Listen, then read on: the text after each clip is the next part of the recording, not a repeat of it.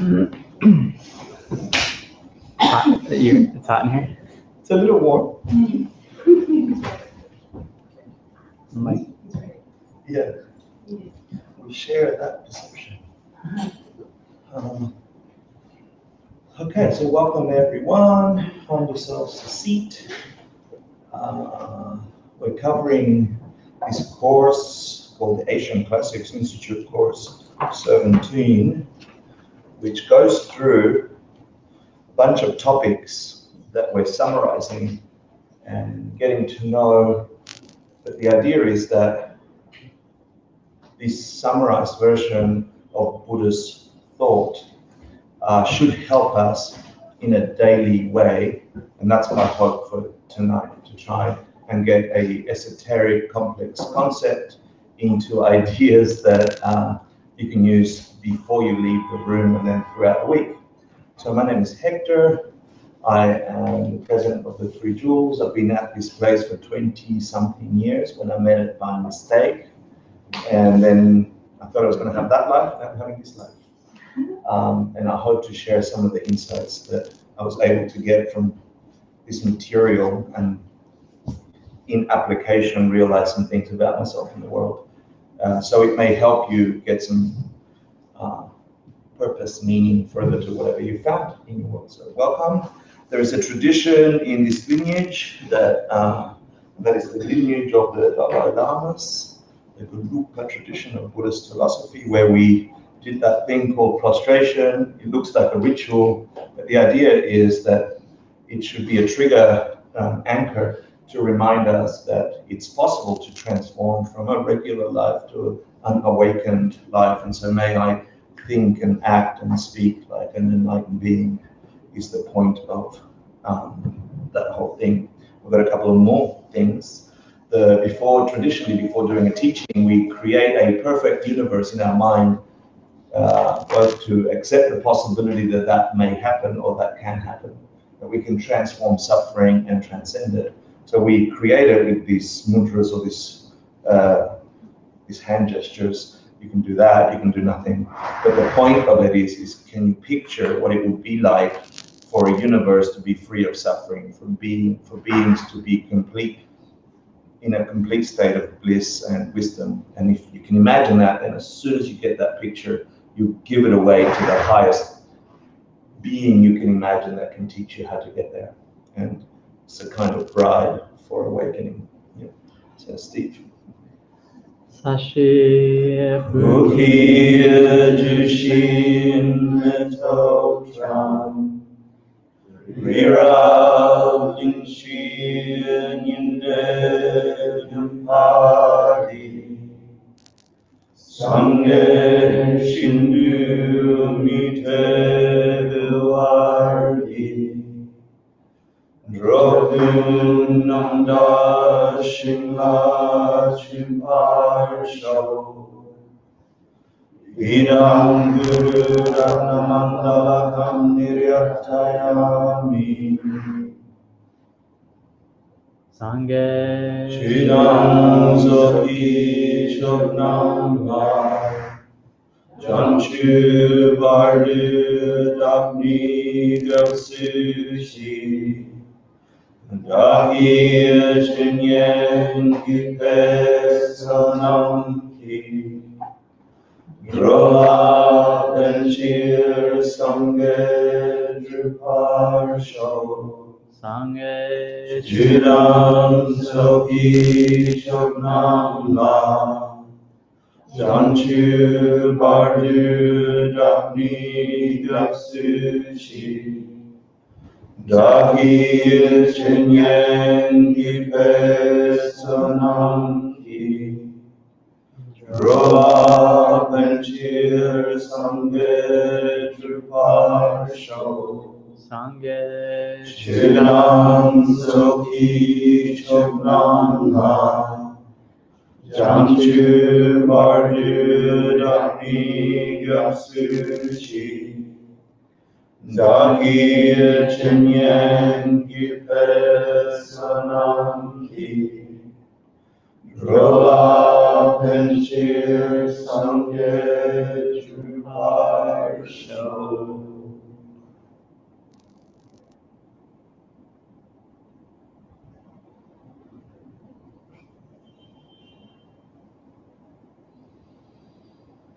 Okay, so we're up to this course. We're summarizing a 6-year program.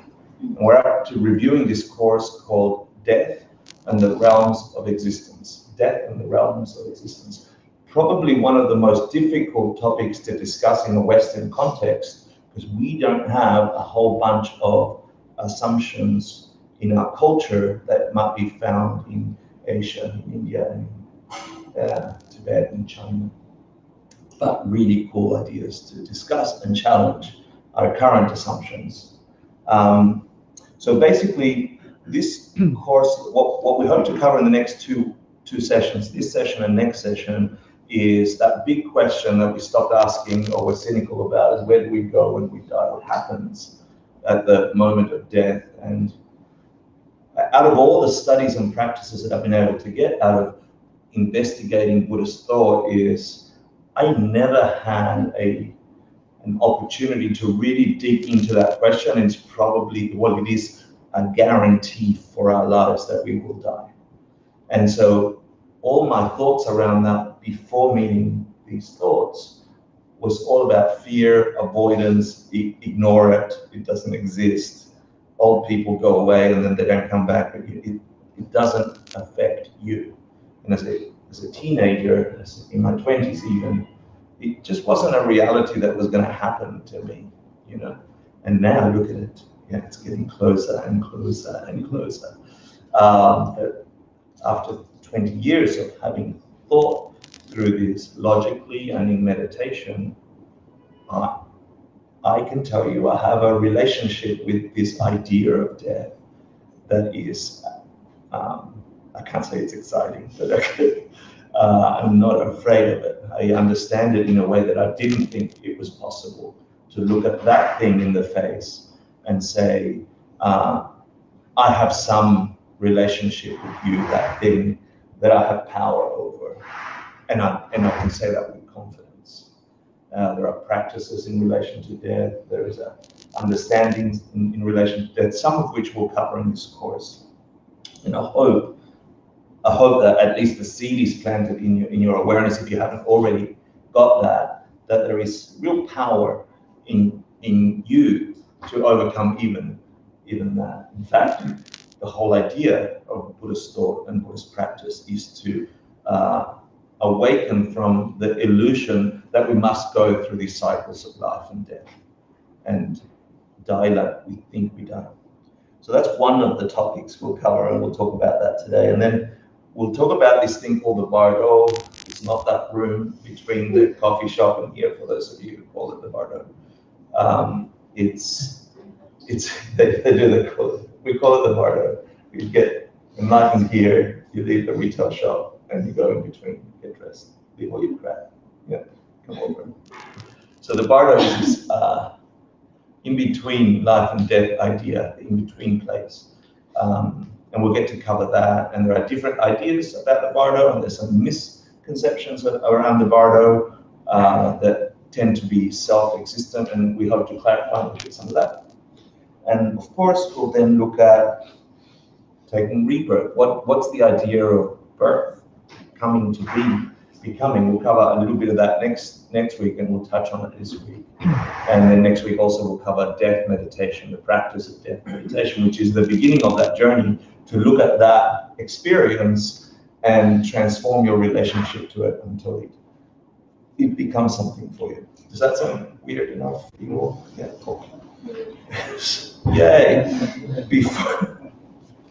Before we get there, my job is to make you enjoy and catch up with what we covered so far. So usually I ask some of the students that have been doing this for quite a while and have some insight, and I give them a quiz, and I ask you to take the quiz with them so you can get to know each other, introduce yourselves, and get your minds in the idea of what we covered so far. So I'm going to ask Aaron to be in charge of one group. Don't worry, I gave you the cheat sheet to the quiz. So if you, so now you can say you have been. We didn't cover this last week. Yeah, last week we weren't here. It was a week before. Stressed out? Are you ready? Sarah, can you go in the back corner?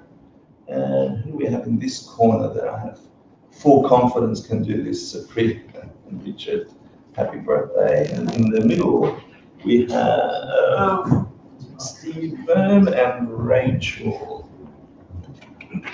So find yourself a little corner, hang out next to the person that you're close to, and you've got 15 minutes to go through the ideas that we left behind last class that'll get our minds up to today. Introduce yourself, say who you are, where you come from, put your names on the thing, and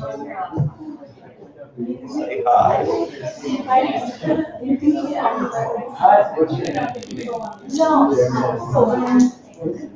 Hey Walter, it's so nice to see you. I've been really good at this stuff. Yeah, I was in the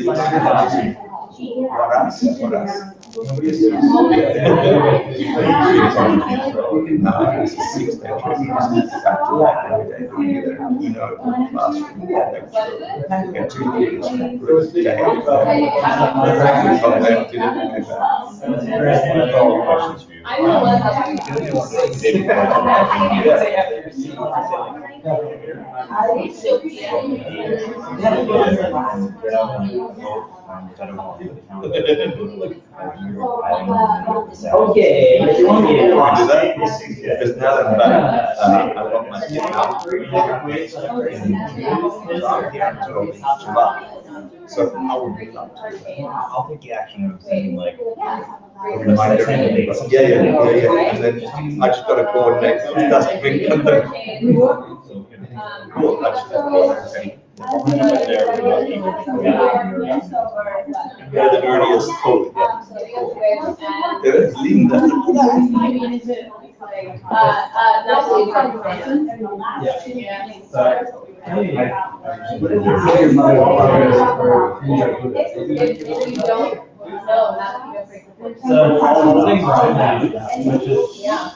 Ladies and gentlemen, just a quick note. If you're fairly new, and even if you're not, and the people holding the papers are giving you too much blah, blah, bull, big terms, Buddhist terms, cut them down with compassion and ask them, no, tell me what you're talking about. Get real about it until you understand it. Yeah? Thank you. Rachel, the root vowel. There's the root vowel, there's the lack of equilibrium, and there's the secondary vowel. And so the first question is we get to a certain level here, and when you break them, it bars there are 18 root downfalls. not Hannah, you guys can leave that door open to let the air through. Because there's not many people there. Started that pattern. Just leave it open. with your ethics and your ability to so you have to show you what is outside, like the middle vows and your pregnancy vows. And then there's so we're talking about how do you break them? How do you use them? The four chains are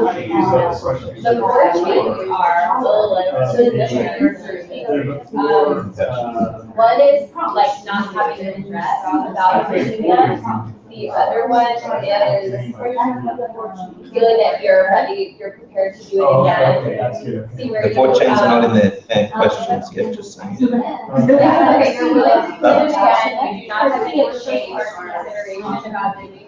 I don't think it is. And you drive a sense of enjoyment and satisfaction. No, with the four chains, but nobody's asking what they are, right?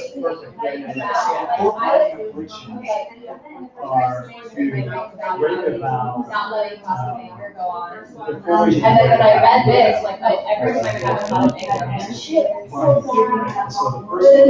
And like that's one of the things that I'm doing with that. And then like consider right? Because ultimately what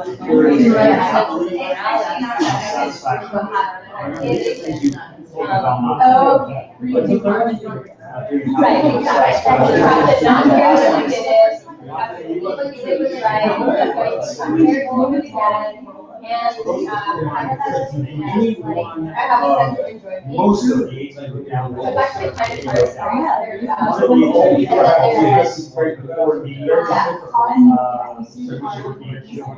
Right, and then there's actually about that radiator out there. Whether that is not seen, what I do, I feel like here. I can do that and there's gonna be different. Like, I really believe that. It's not the same as having sound about whether or not it's not like, it's like going about your life and you're not other one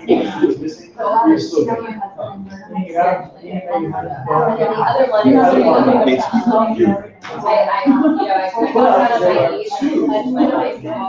Can I jump in for a second? Yeah, it's true.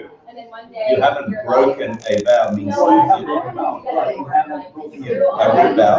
Yeah, you haven't broken a root vow because you don't have the full change. It's still collected the karma that you must experience the result of. It's not that you're avoiding that. You see what I mean? Like, this is a specific karma to get into a state of getting the wish for enlightenment. You haven't broken that. So you have broken a vow. Committed a root down. Yeah. You've already talked about no longer you must be to break one of the You broke a root vow.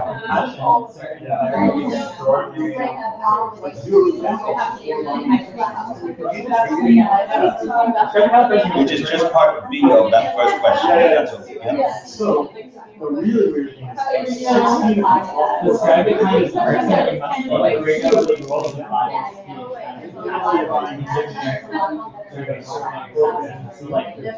One of the vows was like, I break a vow. And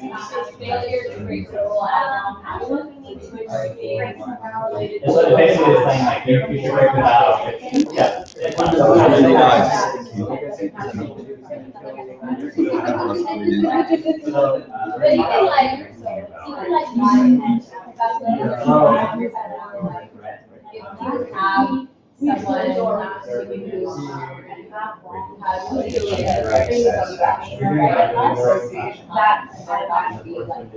So long behind that, like really And someone comes to your door and is like, are they in there? And you're like, no, you feel very strongly that suffering and see that. you would You fail. see somebody You self-existent would from fail the your inside. Bodhisattva if you fail to protect them by All fear. the things that she's like. In my mind, it's kind of like you're to give all these vows and going, okay, now we're covered all bases, but if for some reason I feel you covered all bases, situation where you have to kind of you to break the vow. I think that vow sets you up for failure. Because the whole point of the vow is like, the whole point of that vow is to your heart, no matter what. The other vows are like every check,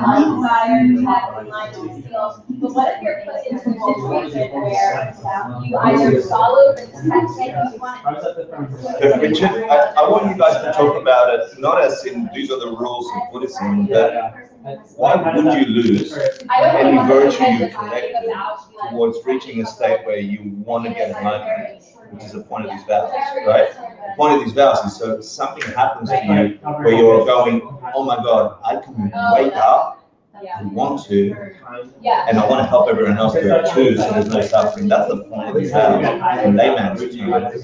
And then the more you investigate it, breaking, having a root down, or you destroy some of that, you destroy that, you might have to take them again.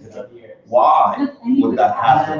How is it that you lose the momentum to get that itch? That's the real thing here. Don't get lost in these are the rules, these are the rules. Because that's human bullshit. That would just get us, it's good to memorize, but it will get us lost into, I have to follow the rules. unqualified for you. I want you to go, oh, I can build some goodness that gets me to wake up and want others to wake up. And that's great.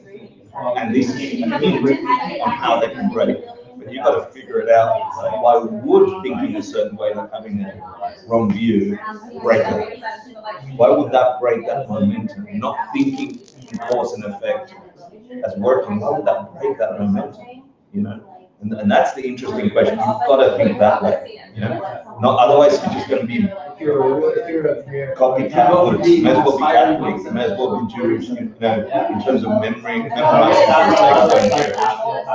Yes, I'm passionate about you guys doing that and trying to break it. Sorry to interrupt. No, it's fine.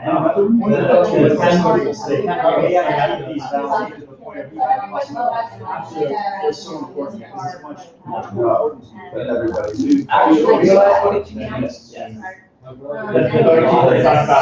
That spontaneously happens as you're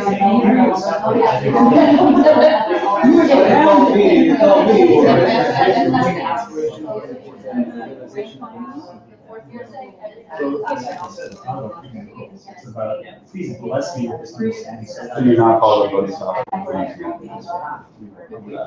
the first level, the first rooming. Then why don't we invite everybody to talk about that we're talking about directly as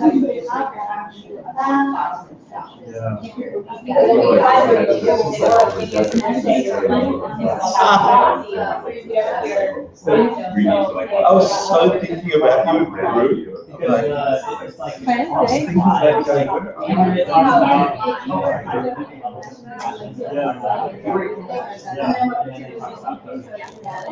Yeah, good. Welcome to the you thought you had it all figured out. No, right.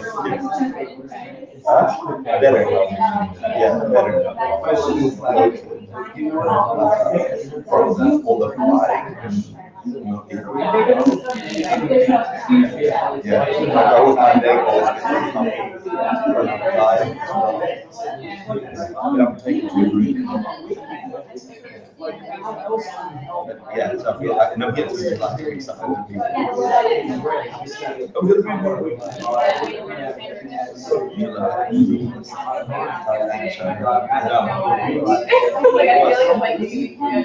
I feel like no, already been explain what the Hector might try to advise us we should do if we find that find a group, get changed. Yeah. Question. All Bodhisattvas have the direct perception Technically, yeah. Technically, you can't see all the Bodhisattva. You can't be on the first Bodhisattva movie until you have the direct perception with bodhicitta. Technically. Maybe I don't understand that yet. Not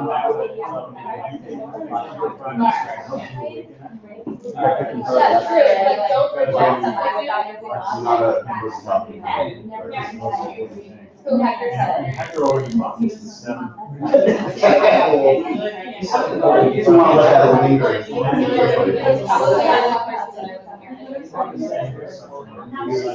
If you are a Bodhisattva, yes. You can't be called a Bodhisattva unless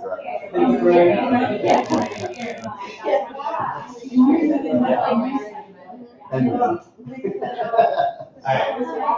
the 4 white beads and for each explain the black bead for which it acts as an antidote. So name the 4 white beads and then explain the black bead.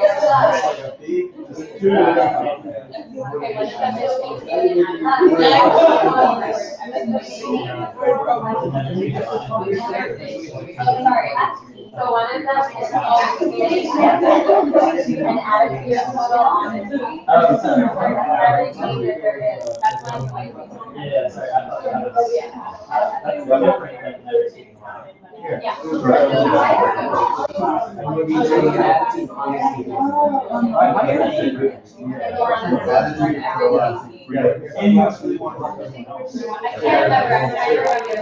I think one of them is not what you say, but how you act about. Like it's saying maintain total out of free of any kind of deception, stored at least in the beginning. And there's another one that says, never speak a lie in any living will. That's one of those. Just kidding, I wasn't there. Just saying that one.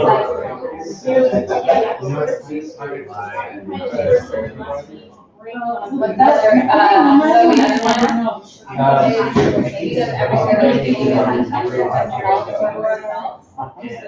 The And you are. It's cold drinks. I'm so happy.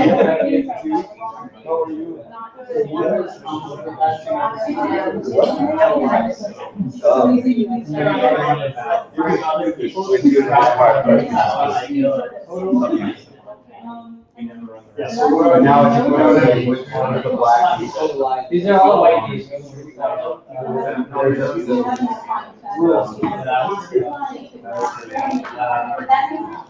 I think we should talk about the black event one. Yes. So you're gonna give like a speech? From Speech.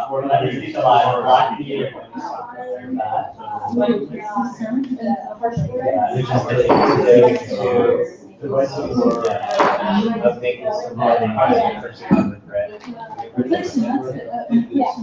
And there's one more. I'm really good at not lying. So. There have been times that the biggest struggle for me right now is if I'm not good and someone asks me how I am. Devices. And I'll just say, hey. And one they don't forget to. So there, I'll be like, yeah, I don't want to get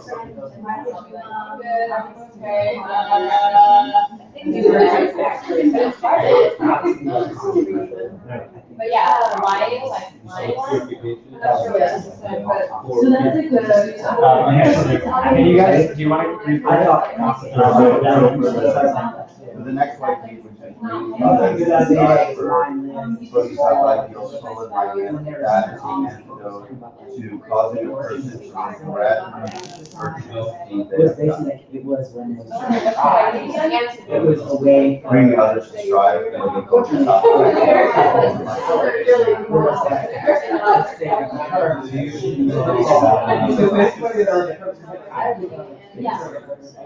But you see that as a harmful purpose, and it seems to be cutting into the therapeutic devices. The purpose is usually like keeping our. So the next white people is try to see every person thing as absolutely pure, and that counteracts black people saying something unpleasant to a bodhisattva aspect. Or harming like. But when they say something unpleasant to a bodhisattva, that means that everybody.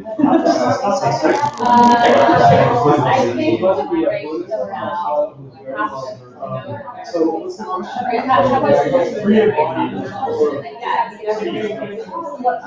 But like, if you think about it, because the vows are designed to give you passion. That's what Which is one of the vows, right? One of the vows is you can break those 7. No, you can. But what are the conditions under which you can?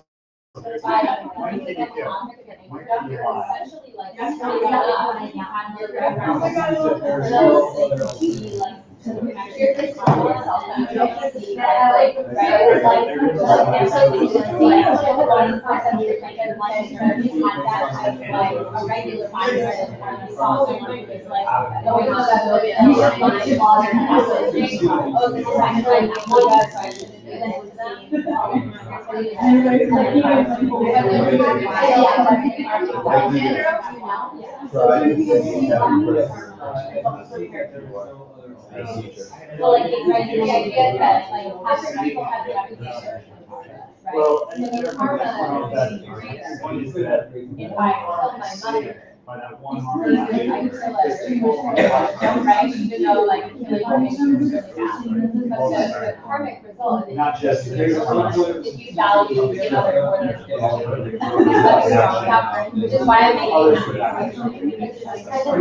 about, at least for me, is to be compassionate towards it, to like go kill yourself up about not doing that. And so it's important to any fight. I mean, the last one was like the total honesty session for counteracting easiest way anyone gets it out of responsibility. If you give it like these examples, what they you don't give an attitude of total honesty to create a session for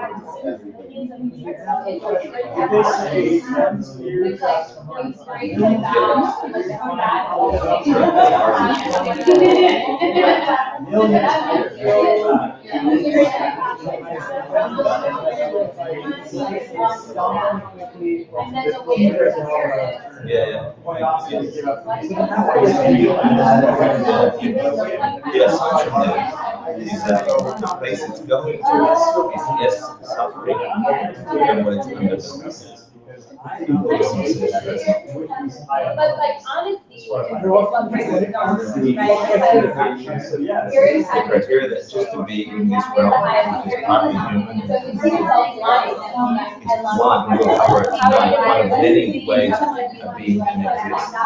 And the majority of beings don't exist in this particular way. There are many odds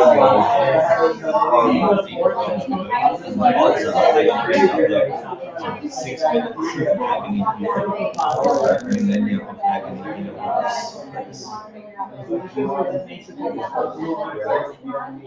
That's the Buddhism.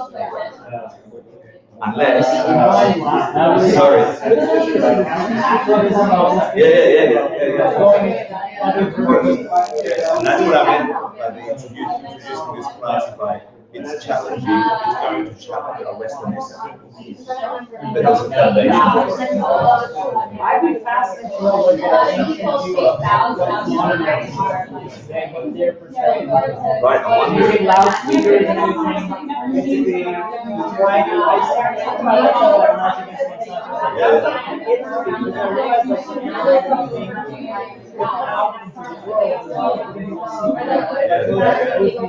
It's a kind of heart, but also your motivation is a kind of you want to depends. I don't know who's going to do these things. I don't know who's going to do this. How much time do you think? The last one was you disregard the vows, you disrespect the vows. You guys finished? They're way better Buddhists. They won. Huh? Are you guys ready? Or close to ready? Can you hurry? Are you guys ready? 2 minutes? 1 minute? 4.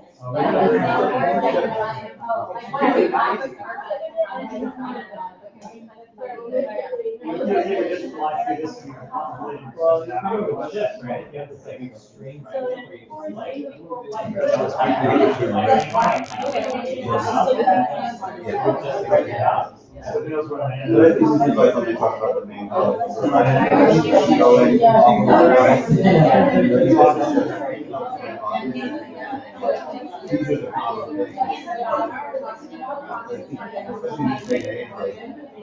People take them out, like, see how there's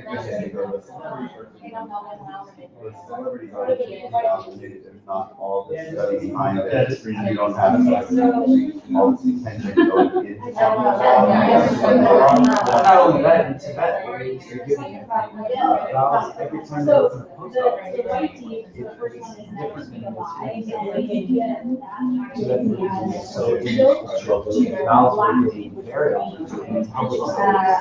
not only is concepts or initiation, but also given out there's all kinds of theories. I'm sure other countries have algorithms that know it.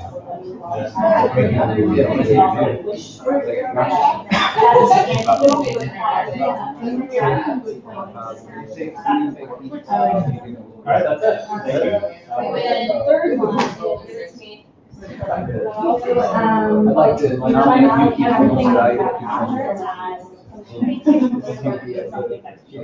Who's nominating Yuki for most valuable what? Contributor.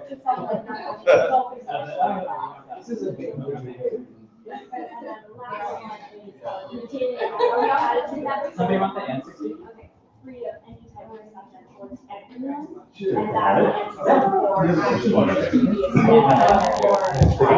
Without a sense of understanding what the results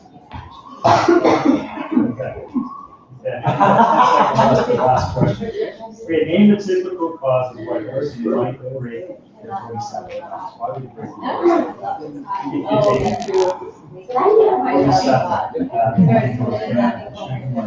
All quizzes to Rachel, please. Oh my god. Why not? To Rachel, please. So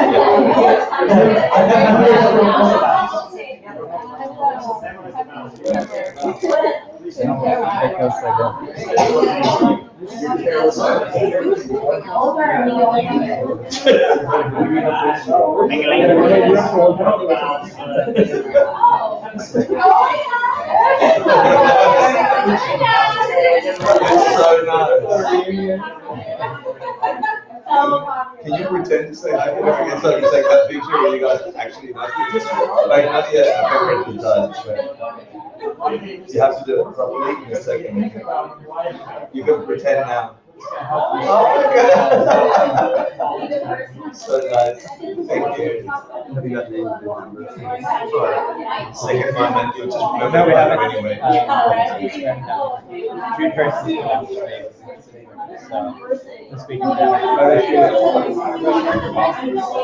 Okay, ladies and gentlemen of the jury. We gotta plan it out. It's in the works.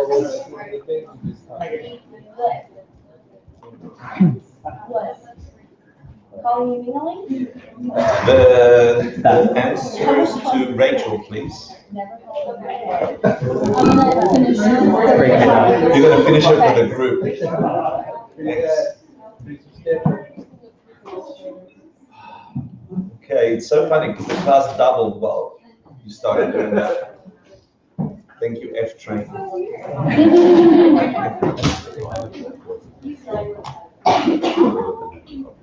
Really? Okay, so we got our heads now in bodhisattva vows, and now we have to take them out of there again, okay? The bottom line point of the vow discussion is that if we're going to create imprints in our mind, actions, which must produce reactions, then there's a way to plant those seeds, those intentions in our mind in a powerful way, so the reaction, the result, the karma is bigger, stronger, faster.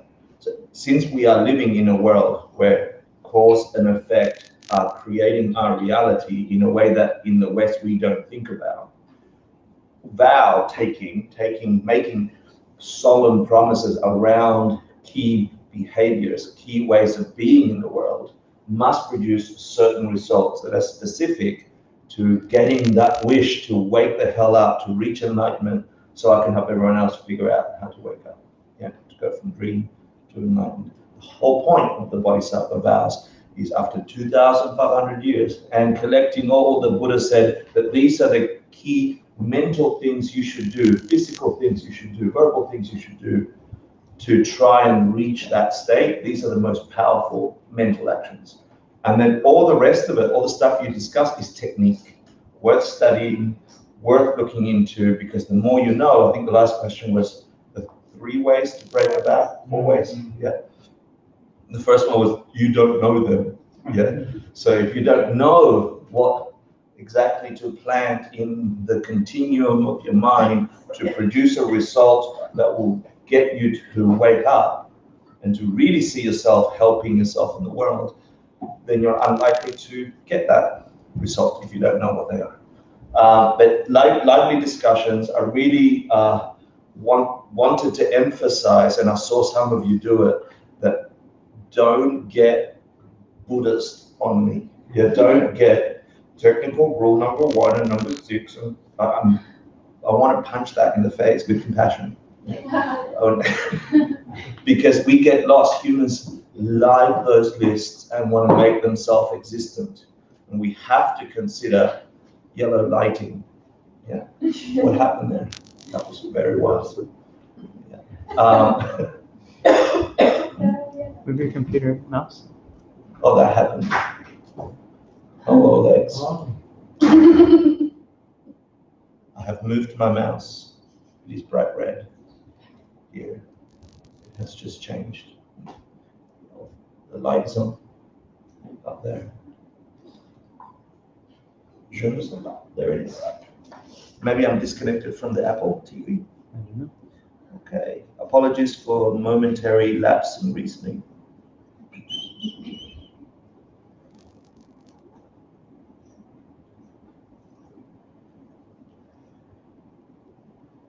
Displays. Apple TV off. Apple TV on. We're back on? Yes, but it's not showing your slides yet.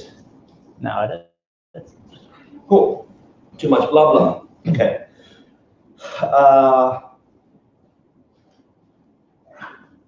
To take bodhisattva vows or any kind of vows, you're accelerating.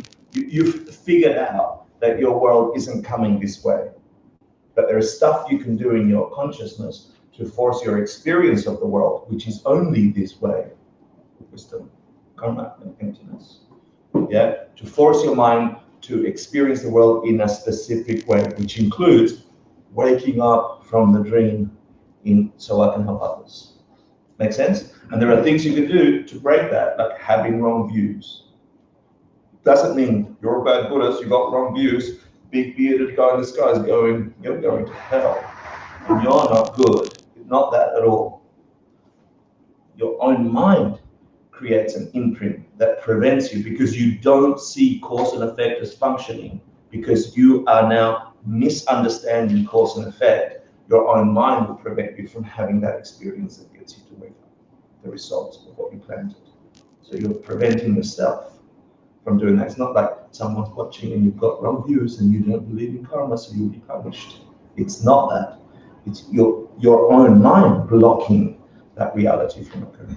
So that's bodhisattva vows. We're leaving that and we're entering the idea of death and the realms of existence.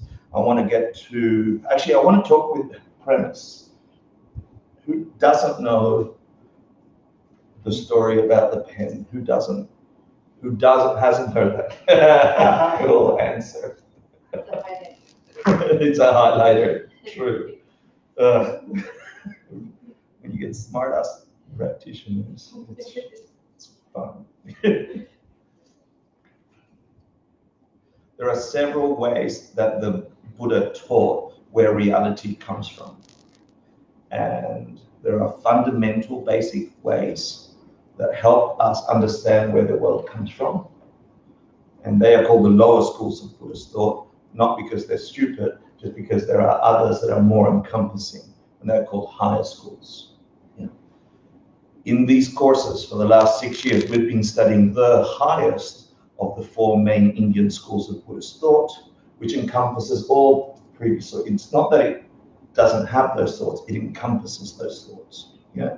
Tonight's class is actually based on the Abhidharma, one of the earliest Buddhist schools. Yeah.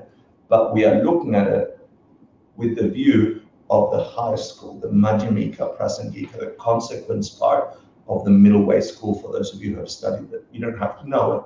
If you've studied it, it just means that there are ways of looking at reality that are all encompassing, and some have gaps and have this. And the Buddha taught all of them So all of us can understand to our level, because we don't instantly get a baby who's got legs and say, run a marathon. Yeah, the baby needs to go through a process of growth before that creature can run a marathon. You don't throw it in the water and say, cross the English Channel. Can humans cross the English Channel swimming? Yeah. Can you get Hector to do it? No, he'll drown. Yeah. There's no sharks there, is there? No. Just French people. No.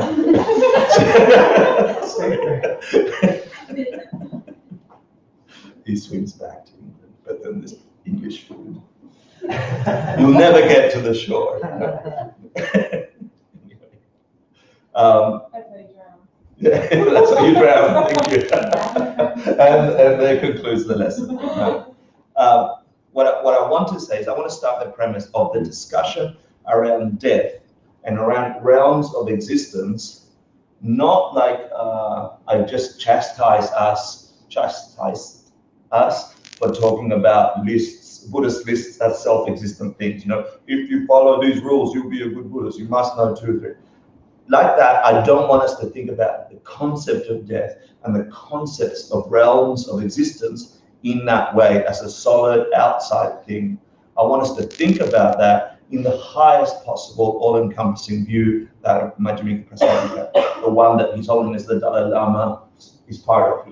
He was taught by Je Tsongkhapa, the head of the teacher of the first Dalai Lama, and all the way down to the 14th Dalai Lama. And their main view, this school of Buddhist thought, is the middle way consequence school. So I want to start there and then look at the lowest school, Master Vasubandhu, who wrote the text we're going to look at. And for us to get a practical, experiential idea of what these texts are describing when it talks about realms of existence and the process of death and dying. Why? Because it is quite foreign for Western thinking. It's very, it's culturally acceptable in Eastern thought to think of reincarnation in different realms. And in the West, we think different realms are some story made up by some priest or something like that, and we throw it out. There's some essence here if you understand the pen. Does that make sense? You're all thinking here, just talking garbage here. So let's start with the highest view of reality, yeah, that of karma and emptiness. When we teach these, we say, what is this? And you'll say, highlighter. Highlighter, good. Correct. If we said pen, you'd be wrong. Yeah, so. And is this a highlighter? No, it's funny, we'll do highlighter. Is this highlighter from its own side? Meaning out there, it has highlighter particles that it radiates highlighterness to everything it encounters. Do we think that? Yeah. We do think that, don't we? We think that really is a pen. That really is a highlighter, sorry. That really is a highlighter from its own side. That's our experience, yeah? Think of it as a bar of gold. Yeah, you can think of it as a bar of gold if you want to, but it's a highlighter. Yeah, all your senses, touch and taste, everything is telling you highlighter. Yeah, taste, disgusting. And then the premise is, if this was highlighter from its own side, every single creature that looked upon it, touched it, or whatever, must think highlighter.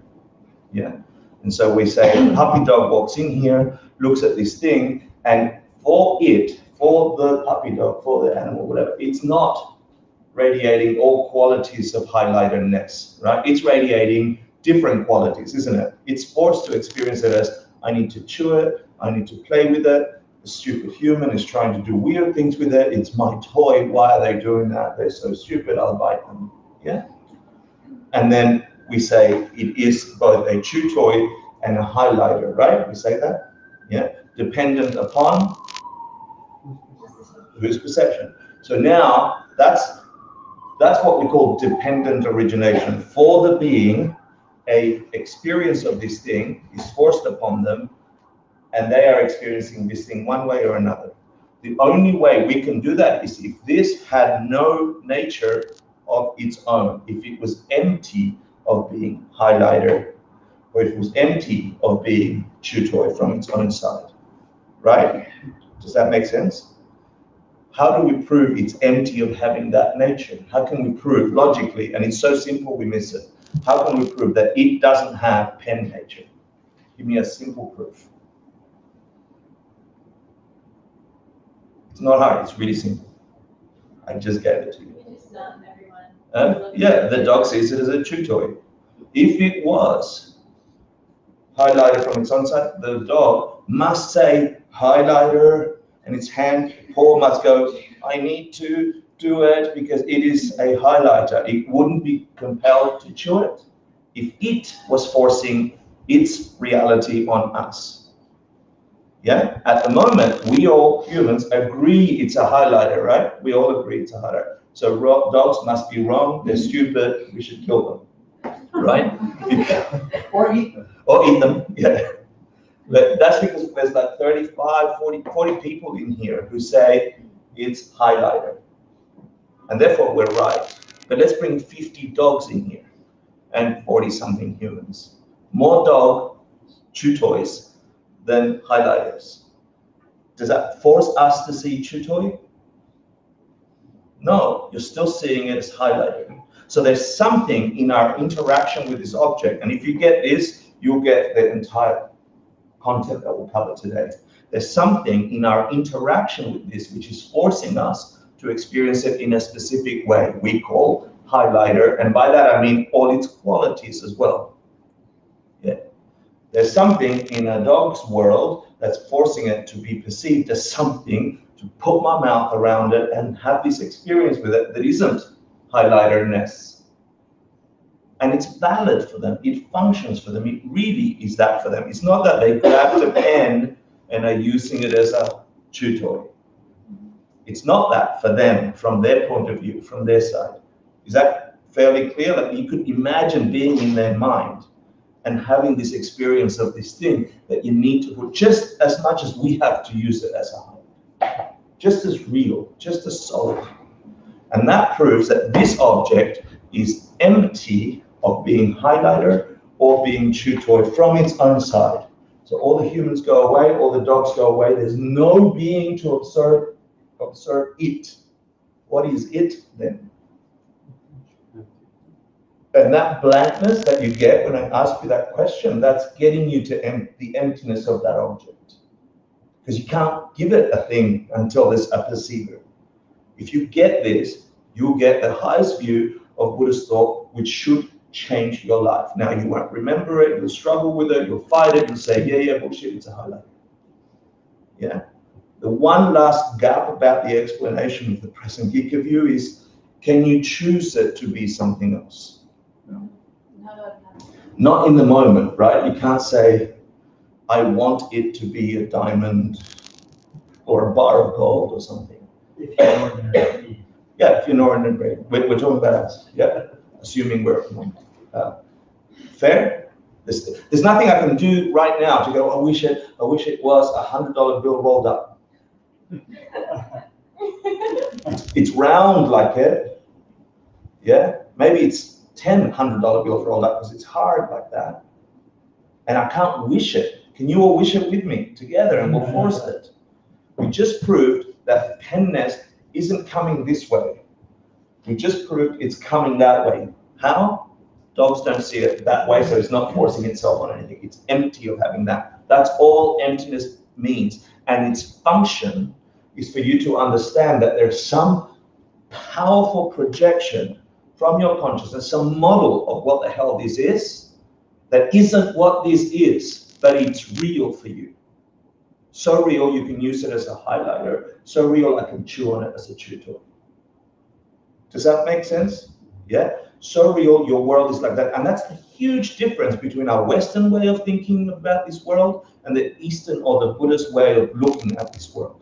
You are powerful projectors with 6 senses creating a 3D environment that's modeled in your mind, not by your current choice, but by all the things you've done in the past, all the imprints of all the actions, like bodhisattva actions that you've done in the past. And that is forcing this experience that it's either pleasurable, neutral, or not pleasurable. Are we so far karma and emptiness? Are we good? Yeah? You're all experts at karma and emptiness? If that is true, then with that view, we're going to enter the world of death and the realms.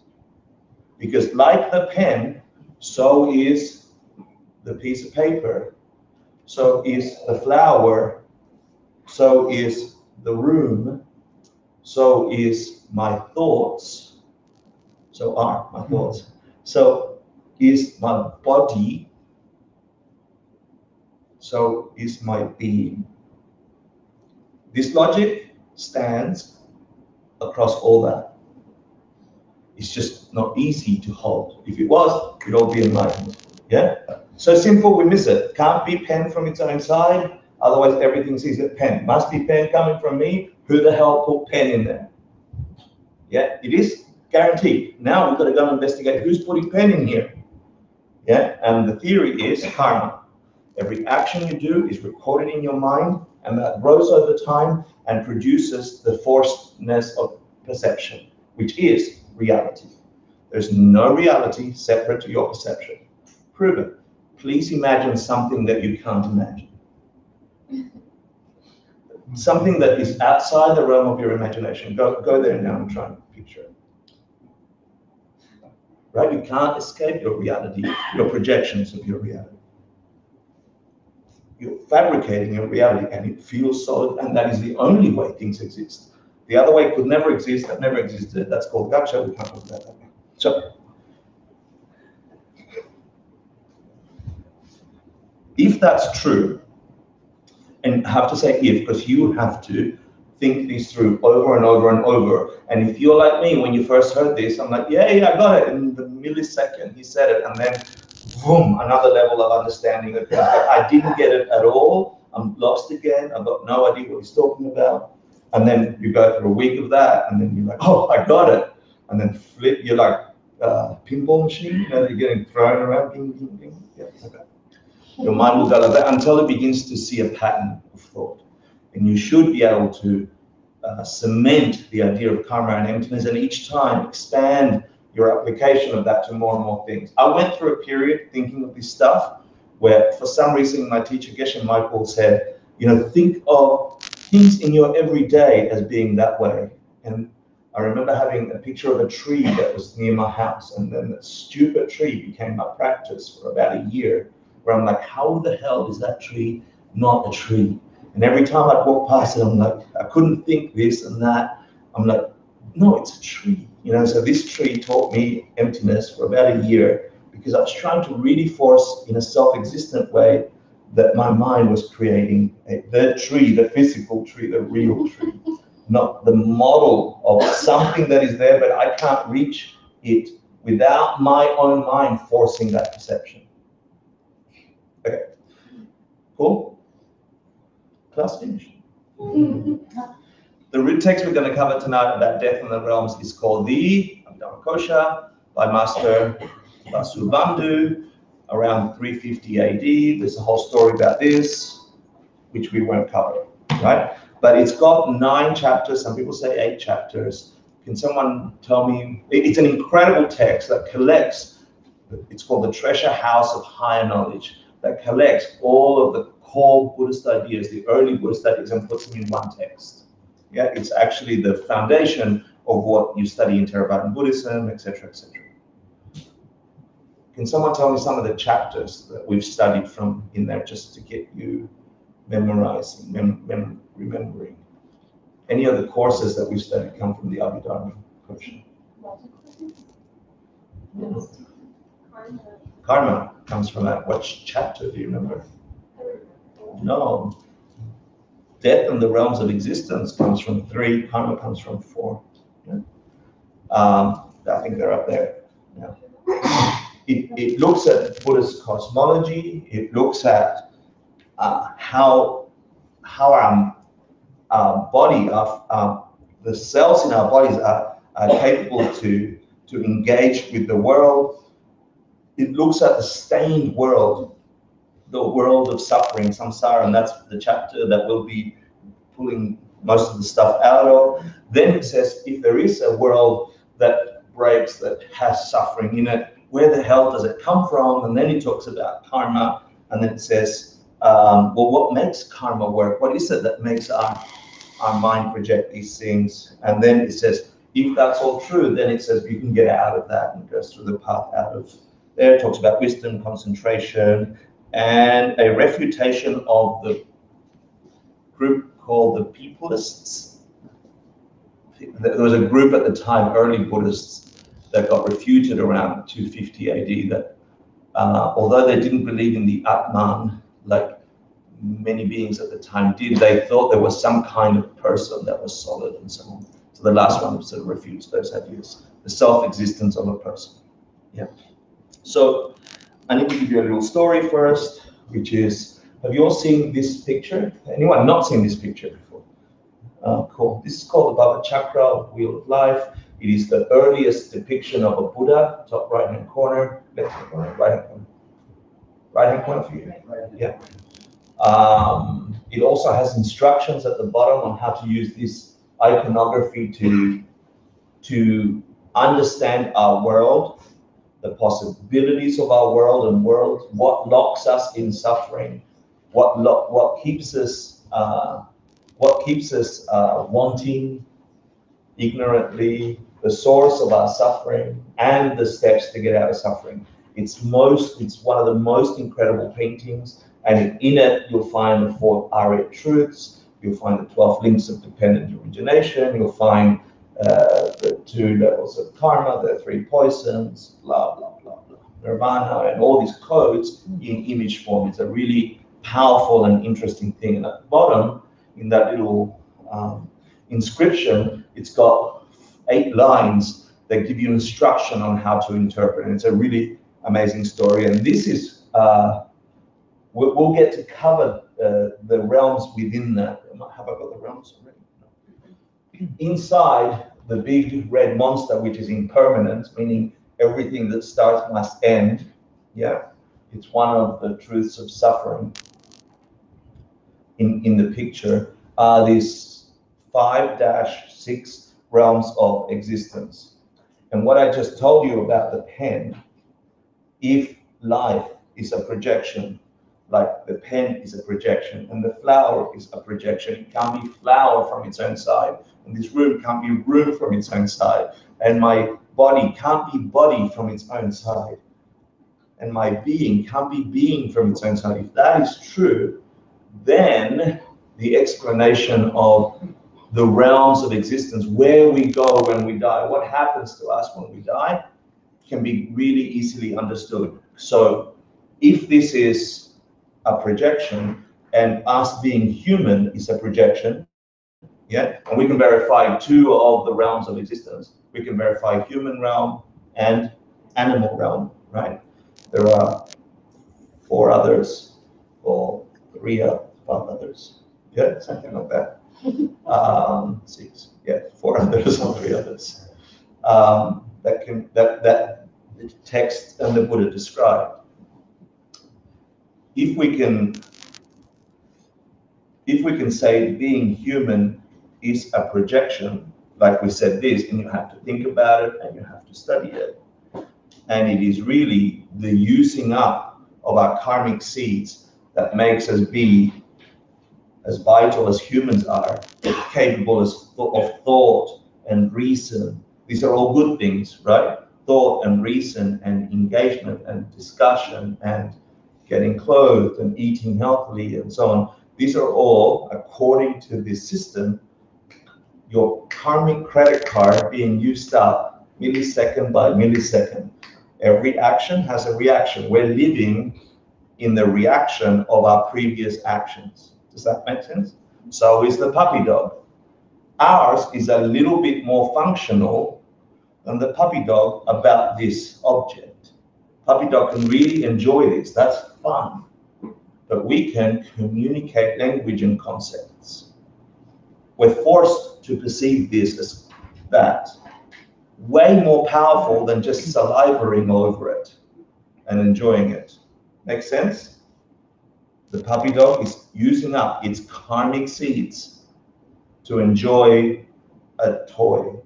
Same object, we are using up expensive karmic seeds because they're infinitely more powerful to communicate concepts.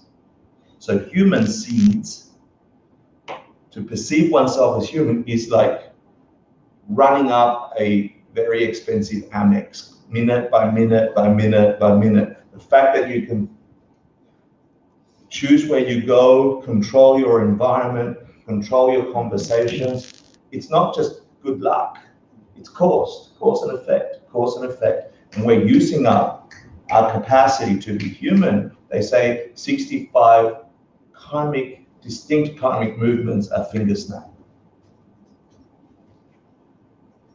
Cool? Why am I talking about this? Does anyone remember? So if we assign a value of human karmic seeds to be very, very high, and then there are beings in the lowest hell realms who are having karmic experiences that are very, very, what are they, low quality? Is that how you get out of the shit show of the lowest hell realms? Because otherwise, how would you get out? You wouldn't have an opportunity to Cool question. Yeah. Can you hold on to that? Yeah. Can you hold on to that when we get to hell? Yeah. Yeah. Why does karma expand? I don't know if I buy that. Yeah. You just have to look at it experientially. Yeah. You can just look at it experientially. Okay, yeah. Sorry, I'll hold on. You're good? You're annoyed, I can feel it. Yeah.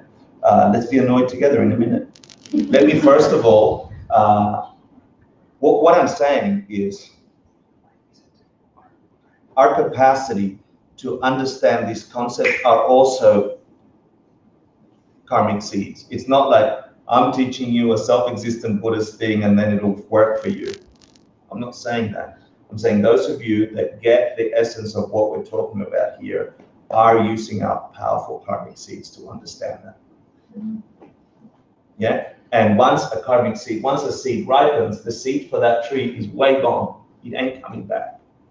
Yeah? You have to plant more of the same, or it will plant more of the same. But its seed, the seed to have that experience, it's gone, long gone. Yeah, and now you have to wait a long time for it to seed and create more of the same. Yeah. Only if it's relevant. Doesn't understanding wisdom create good karma? Of course it does. That's so the whole if I'm point. sitting here spending karma to understand this wisdom to whatever capacity I'm capable of understanding it, are they also creating immense good karma? Assuming you're understanding it, of course. Yeah, of course. But you're also using up all the in-between karmas. If you want to get to the karmic debate, so we can not be annoyed. If you want to talk about all the powerful karmas that got you to this room where you weren't thinking about wisdom, that's your credit card there. And then what? You spent 2 hours thinking about wisdom out of 24. Oh, I see what you're saying. Yeah. Yeah, but these are more powerful. Yeah, something got you. Yeah, they're way more powerful. Let's go. I'm just trying Yeah. to be. So what I want to give you now is the description of the 6 realms. Yeah, the first 2 are devas and asuras, gods and demigods. Don't get lost in the self-existent words, please. Yeah, you're not in Catholic school or Jewish rabbi school, whatever that's called.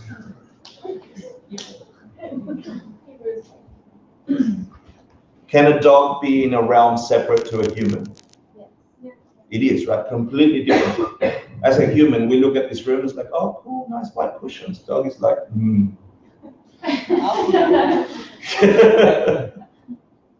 Same cushion. Yeah. Okay. So you can have 2 very distinct, different realms in one place. Yes or no? Yeah. So Buddha says, if you can have 2, you can probably have 3. And maybe 4, maybe 6. Yeah? How many realms are there in the entire universe if you had to guess and didn't come to a Buddhist class? Huh? Not quite infinite. A little less than infinite. Give me a more accurate answer, but you're close. Infinite's so close. As many as there are Beings experiencing the universe. Absolutely. But can you group them? Yeah. How do you group them? in the way they are forced to experience reality. So let's put humans together, let's put animals together, and then there's got to be worse and there's got to be better, and there's logical proofs about these realms, and then there are scriptural proofs about these realms. So you have pleasure beings and near pleasure beings depicted in that place in the wheel of life. It just means beings that have the credit card that is way better than your credit card for the time being. They're still locked in the cycle of suffering in samsara, but can you conceive of beings that have it much better than you? Yeah, can you conceive of them as human? Yeah, are there humans that are having all this luck in the world where they have all the money they need and all the relationships they need and just all the peace of mind that they need? Are there beings that have more peace of mind than you? Yeah, are there beings that have more abundance than you? We call it money, but it means capacity to have stuff that makes you happy. Yeah, relationships, people that can bliss out with everybody they meet. I want to punch them. No. With compassion. Yeah. So within our realm, there are these differentiators, right? But if the world is forced upon you by your past experience, is it conceivable that a being could perceive themselves as not even limited to seeing this as pen, but being forced to see this as something even greater, more powerful, more meaning? Is it conceivable? Yeah. That's all I need to get you to in terms of devas and asuras. These are beings, anyway, there's stories about this in the Asian Classics Institute 8. Then we have human beings, which you should know a lot about. And then animals, which you can verify. And then you have these things called pretas or hungry ghosts. We'll get to talk about them a little bit. And you have hell beings or tortured souls, or beings that are in a much worse state of experience about this. Can you imagine having a worse experience than a chew toy about this? Where getting close to it is like poison to you. Yeah? How can you imagine that?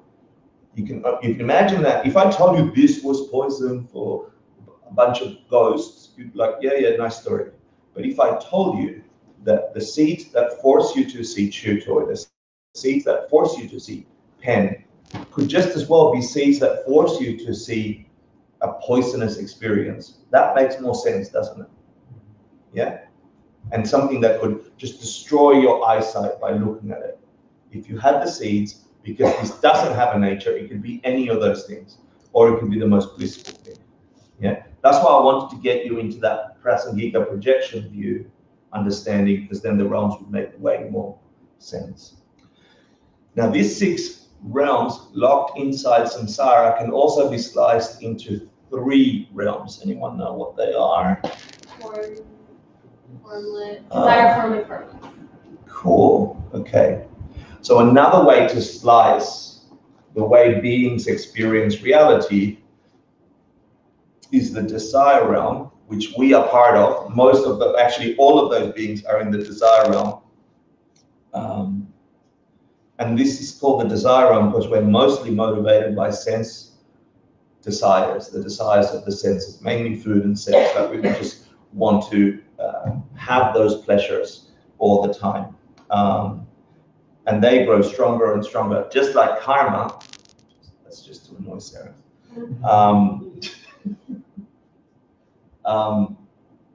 The more we try and get them because we ignorantly engage with it. In other words, if this gives me pleasure, yeah, I want it. Fair enough. I want it. I've just recorded my mind wanting it. Part of my mind is I don't want him to have it because if he has it, I can't have it. So I should have it because I want it. It makes me happy.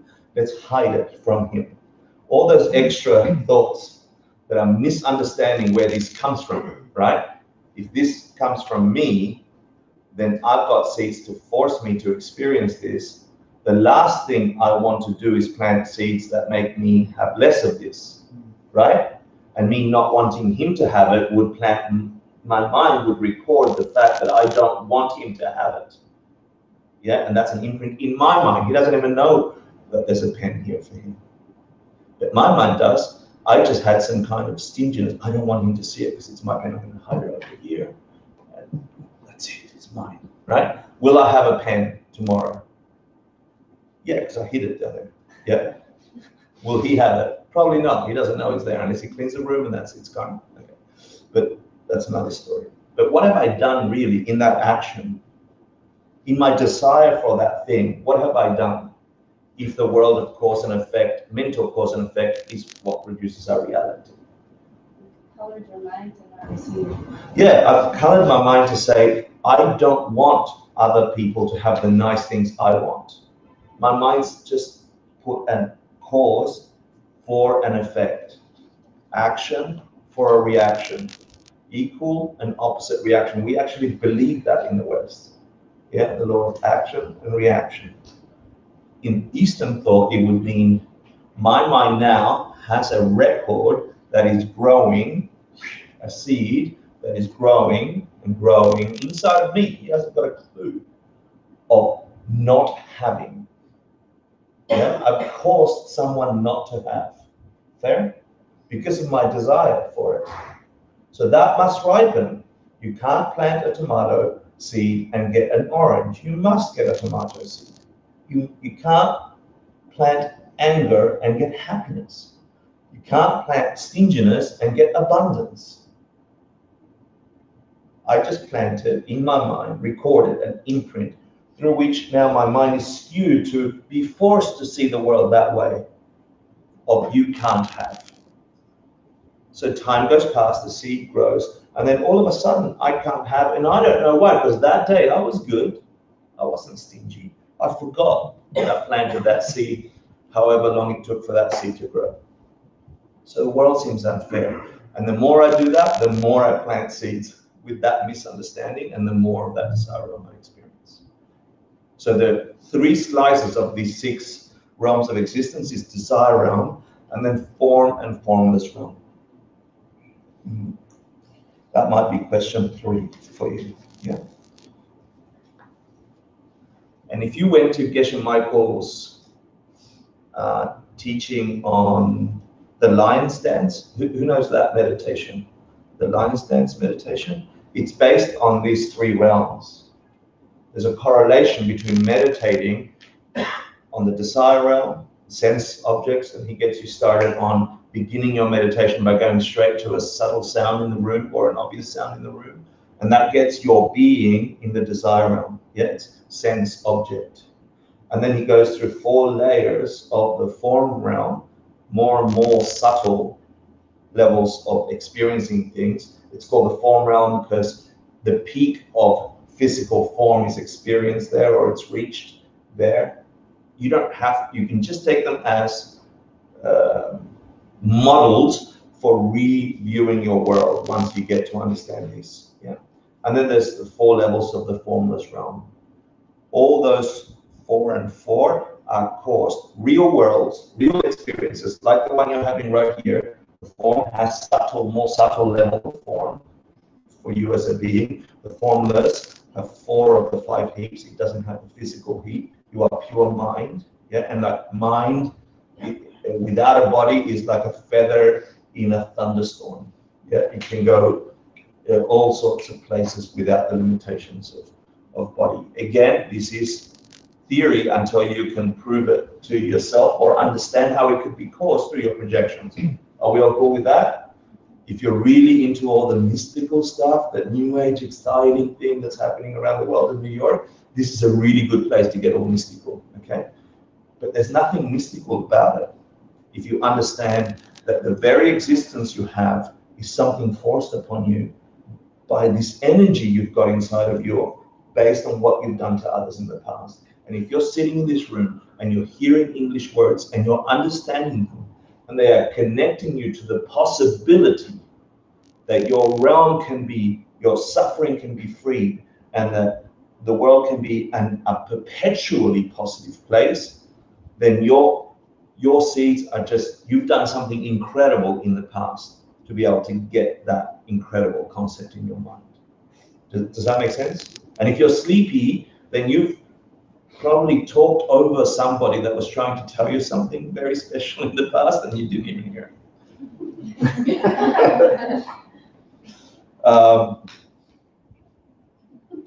The essence that I just want to get here is that there are other realms beyond the ones we think we're limited. We operate in this, we do everything to keep this body going, this reality going. We want to get the house, the relationship, all those awesome things that you must let go when you die, all of it.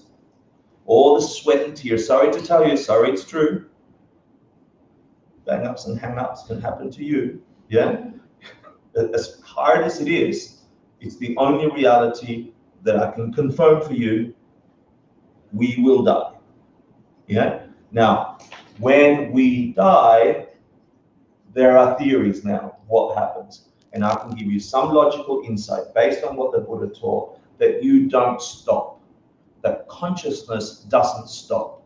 That's the only proof that was around in India at the time, that when the body dies, the being stops being. It's like saying the truck had a crash and the driver's dead because the truck stopped working. The person inside driving the big truck stopped because the truck stopped. There's no logic to that. Yeah, and so that's our only real proof that beings don't continue when the body don't continue. But scientifically, we say that everything continues. Your body will become food for trees and worms, and the atoms in the thing you call your body must continue. But all of a sudden, your consciousness must stop. It's a little weird, right? We haven't put into Western thought the idea that consciousness, the stuff that isn't physical, has a cause effect, is under the same power of cause and effect. And if it's been doing that for however long it's been doing that, it will continue to do that for as long as it continues to do that, as your body will continue, just not being your body. You're a forever changing thing, and every single thing you've said, thought, or done that's recorded in your consciousness must bear fruit, perceived by you who caused those things. Yeah, and that's sort of the proof of past and future lives. We're going to get down that story another time. Questions? Good. Now, they say that in the desire realm, you can divide that into 20. And the only reason I'm telling you this is because there's a question in the quiz. Otherwise, it's just another way of viewing the fact that we can slice realms of existence into 6, into 20, into infinite, as many as there are beings that exist. Yeah, if the world is our projection, then there are as many projections as there are minds. But you can group, this group of minds perceive the world in a certain way, and this group of minds perceive the world in a certain way.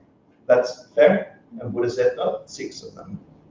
Or you can say 20 in the desire realm, which are. And here is where you get more detail. 8 hells, which are 8 hot hells and 8 cold hells. 1 Prater realm, there are 3 subkinds, just like there are lots of. Prater is hungry ghosts, they call it. Yeah. Animal realm, human beings. There are 4 continents in the mandala you did, in the cosmology you did. There are 4 continents, there are 4 types of humans. And pleasure beings in the desire realm. Then there are pleasure beings in the form and formless realm. We can talk about it later.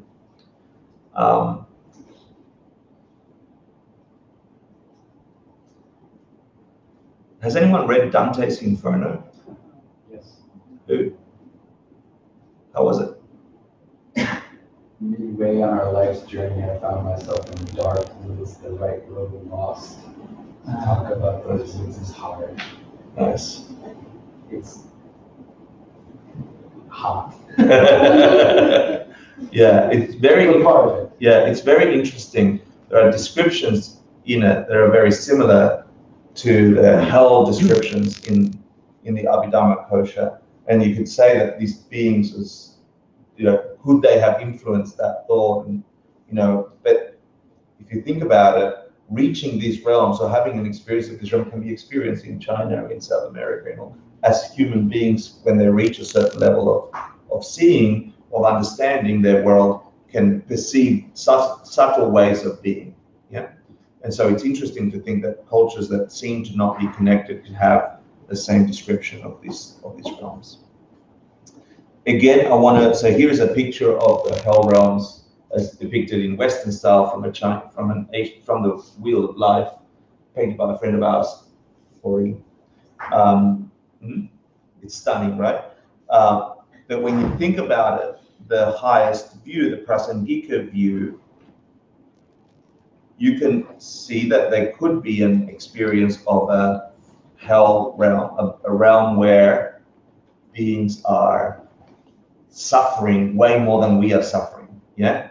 Tortured even, by every interaction with their world, if it didn't come from their world. Yeah, if it came from them, and it would be as real as this is real. And to answer one of your questions at the beginning was about, it's nearly impossible to get out of there, right? Because it would force you to react with more ignorant, harm for harm, etc. And that's one of the hard truths about cause and effect. And to add insult to injury, you'd have to say that who's suffered like great pain in their body at any time in their life, like really hard pain, physical pain, right? And doesn't time slow down a little bit when you're in that moment? Yeah, doesn't time just like, oh, when will it go away?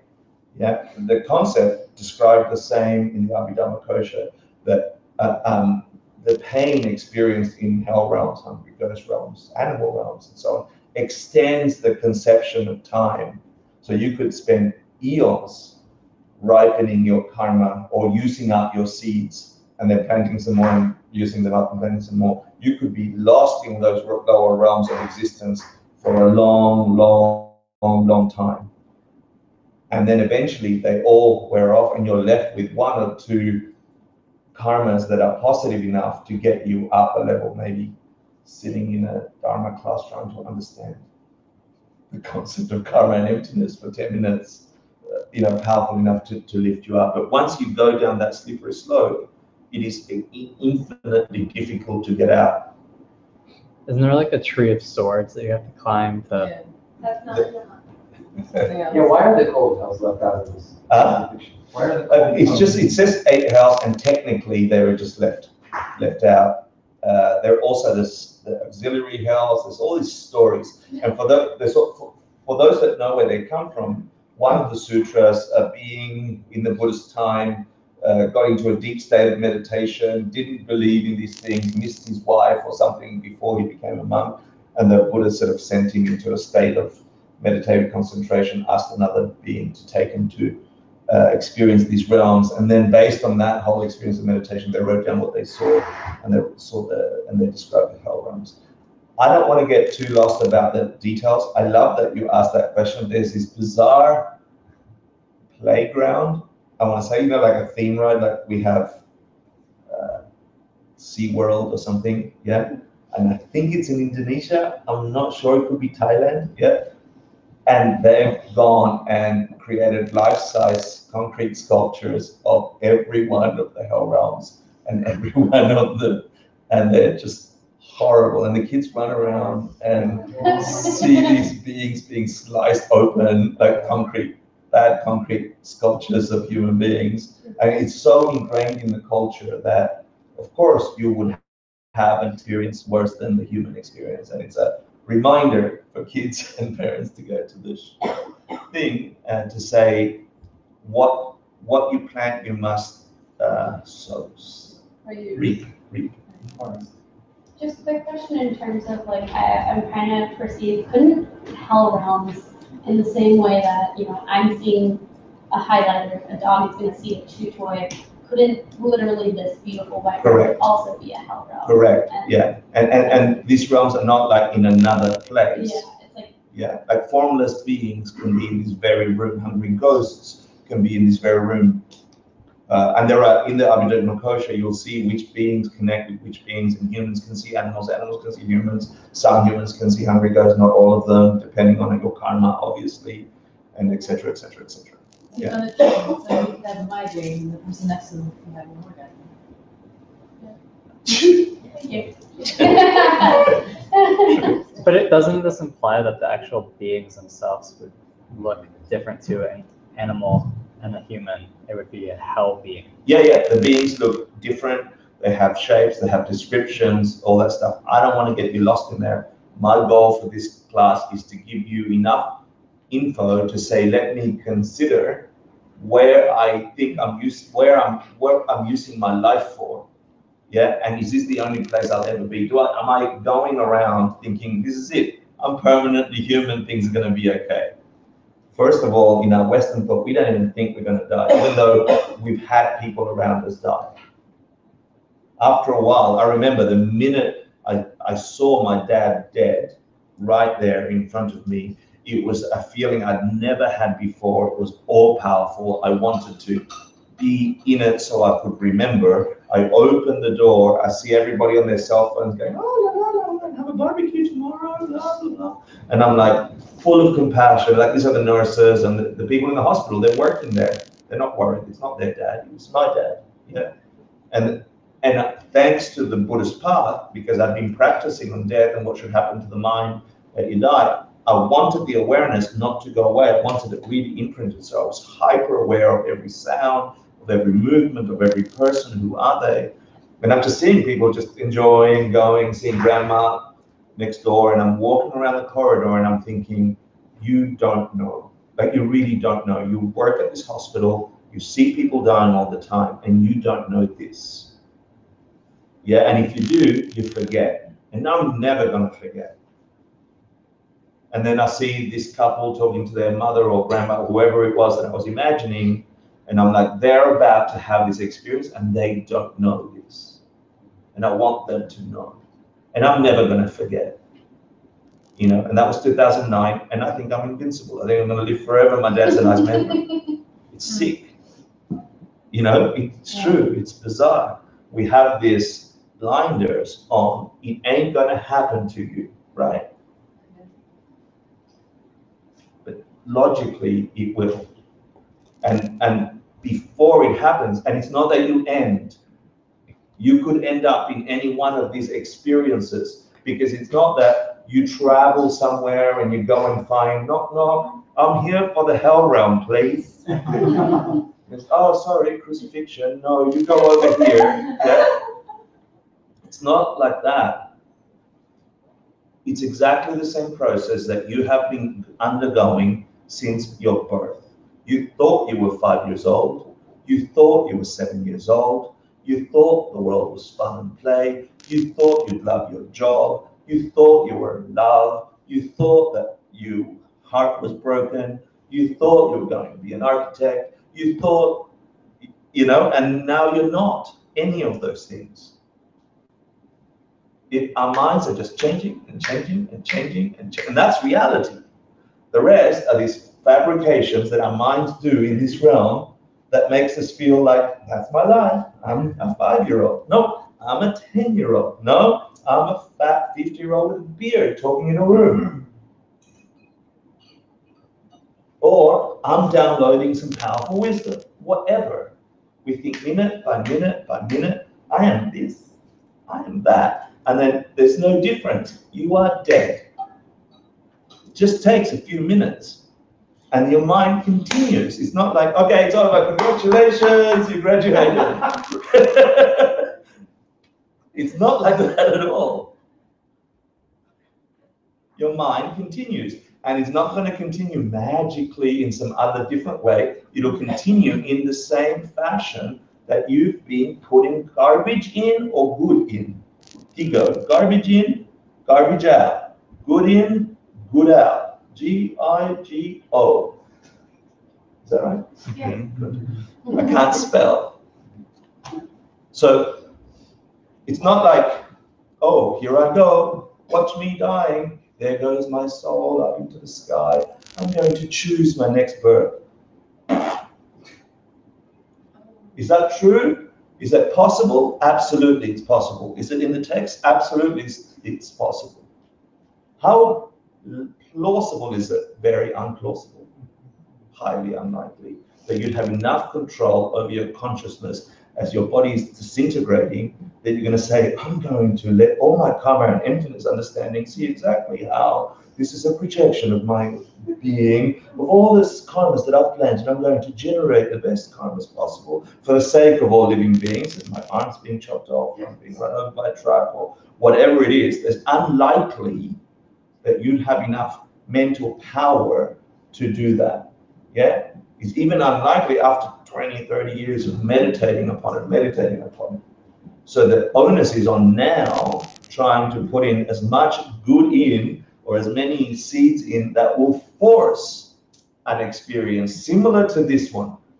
And there are things you can do to cut or to break the possibility of not being human in the future, right? I got distracted. So the question is, are these realms, some worse than human, some better than human, are these realms real realms that Master Vasubandhu, the author of this text, is describing? Are they real realms? Yes. And real places? No. And real beings? Yes and no. Give me a yes and give me a no. No. Yes. They're yes, not and self-existent? Huh? No. They're not self-existent? They're not self-existent, right? They're not over there, the Acme world that you get to knock on the door and become one of these beings. But are they real for the beings experiencing them? Yes. You got my message, right? Why are they real? Because of the beings experience. Yeah, and that's the only real there is. There ain't no other real than the one that you're forced to experience. That's so hard and so simple. Yeah, it's so simple. Try and imagine something that you can't imagine. You can't escape creating your world. You are creating your world all the time. There is no other world. There is no pen where there's no humans looking at it. Impossible. Yeah, but I'm imagining there's a pen. Yeah, you're imagining there's a pen. That's an imaginary pen.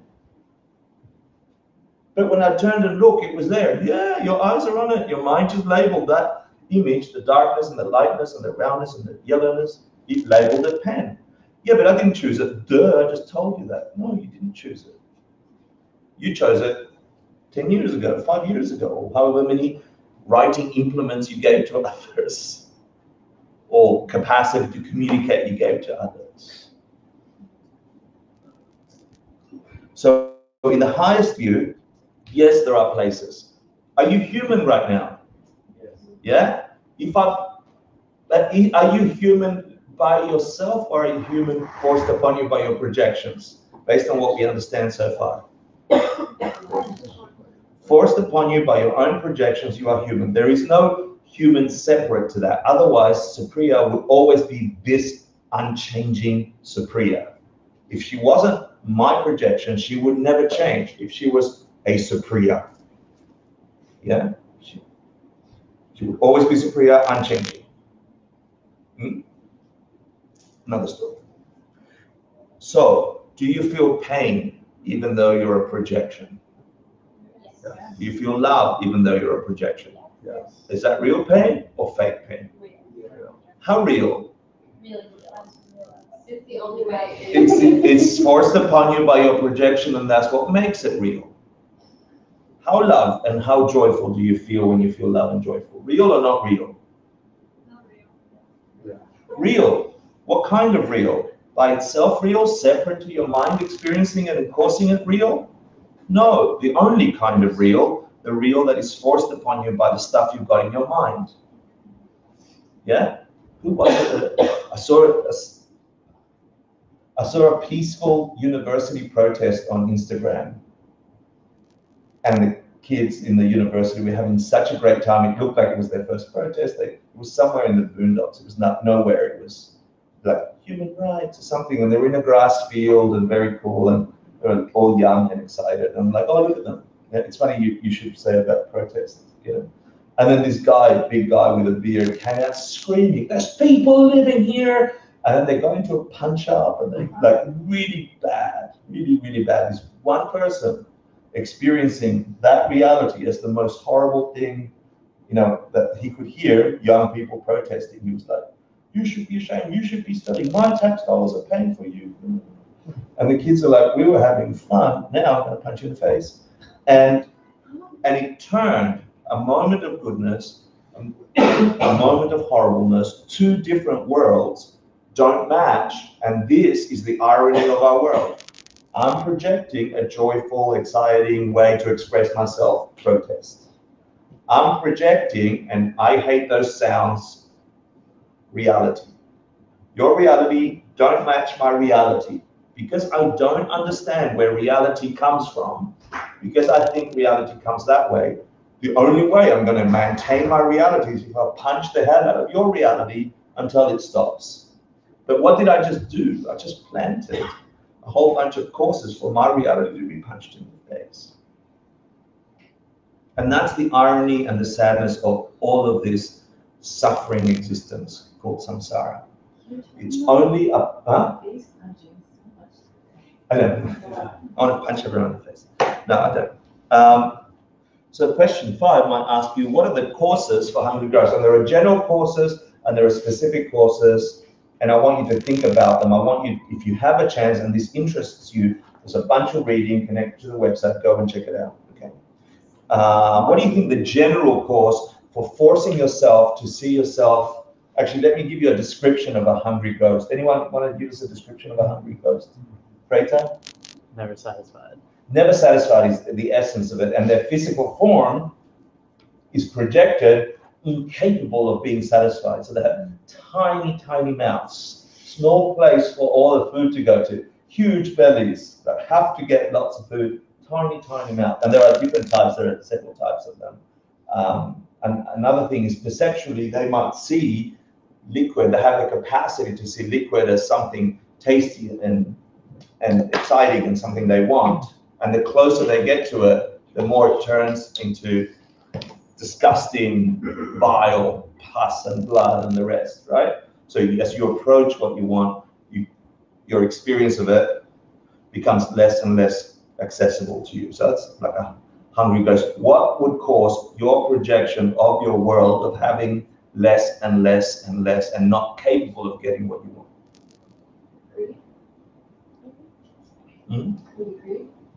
Maybe greed. Someone else? Stinginess. Stinginess. Hiding pens from other people. Let's see if you got it right. Okay. The general course, and this is interesting, I'm going to challenge you to go read it up, is doing any one of the 10 non-virtues in a medium degree. I hated it when I heard that. I'm like, what? Killing, stealing, sexual misconduct, lying, etc., divisive speech. Any one of the 10 things in a medium degree. What the hell's that? Medium degree. Yeah? And it means a medium degree of intention, awareness, and the rest, right? Willingly doing these things. That becomes a general foundation for that because it shows a general level of ignorance about where the world comes from. Yeah? An intended level of, okay, even though I know this might not be good, I'll still do it. But the specific courses... If you did it to a high degree, would you just go into a deeper hell? You go into a hell realm. This is pratis. Yeah. It's also because, or I'm guessing, I feel like medium degree, all the 10 non-virtues have to do with like not caring for others. And that's kind of stingy. You can just go hell realms, prater realms, or animal realms would be saying high degree, 10 non-virtues, medium degree, 10 non-virtues, and lesser degree. That's what you're going to get from a general course. Yeah. Don't get lost in it. Think about it. Investigate it. The more specific courses were, you said greed, you said stinginess. Let's see, we're playing bingo now. Anyone else? Jealousy? Why? I just feel like it's coveting things that you don't have or you don't have. Oh, cool. Okay, that's interesting. Number one, not giving in the 3 ways of giving, which is giving material things, giving protection, and giving wisdom, dharma, insight, right? So you might have it and you choose not to give it, material things, protection, or wisdom. If you have it and wish not to give it, that's a kind of stinginess, a kind of holding back, right? What was it that you said again? Yeah.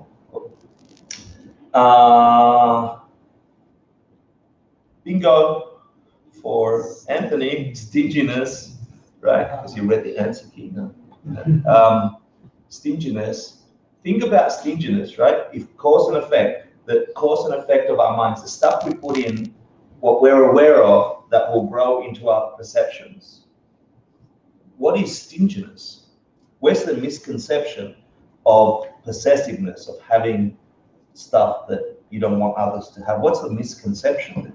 It's the you, that like it can belong to you Yeah. instead of being shared. It's thinking, the misconception is thinking that if I have it, it will, yeah, it's like Gollum. If I have it and they don't, I will keep it. Yeah, and that's the opposite of reality. The only way you were forced to experience having is because you planted others having. That's reality. So it's a misconception to think that stinginess is going to deliver you everything you want.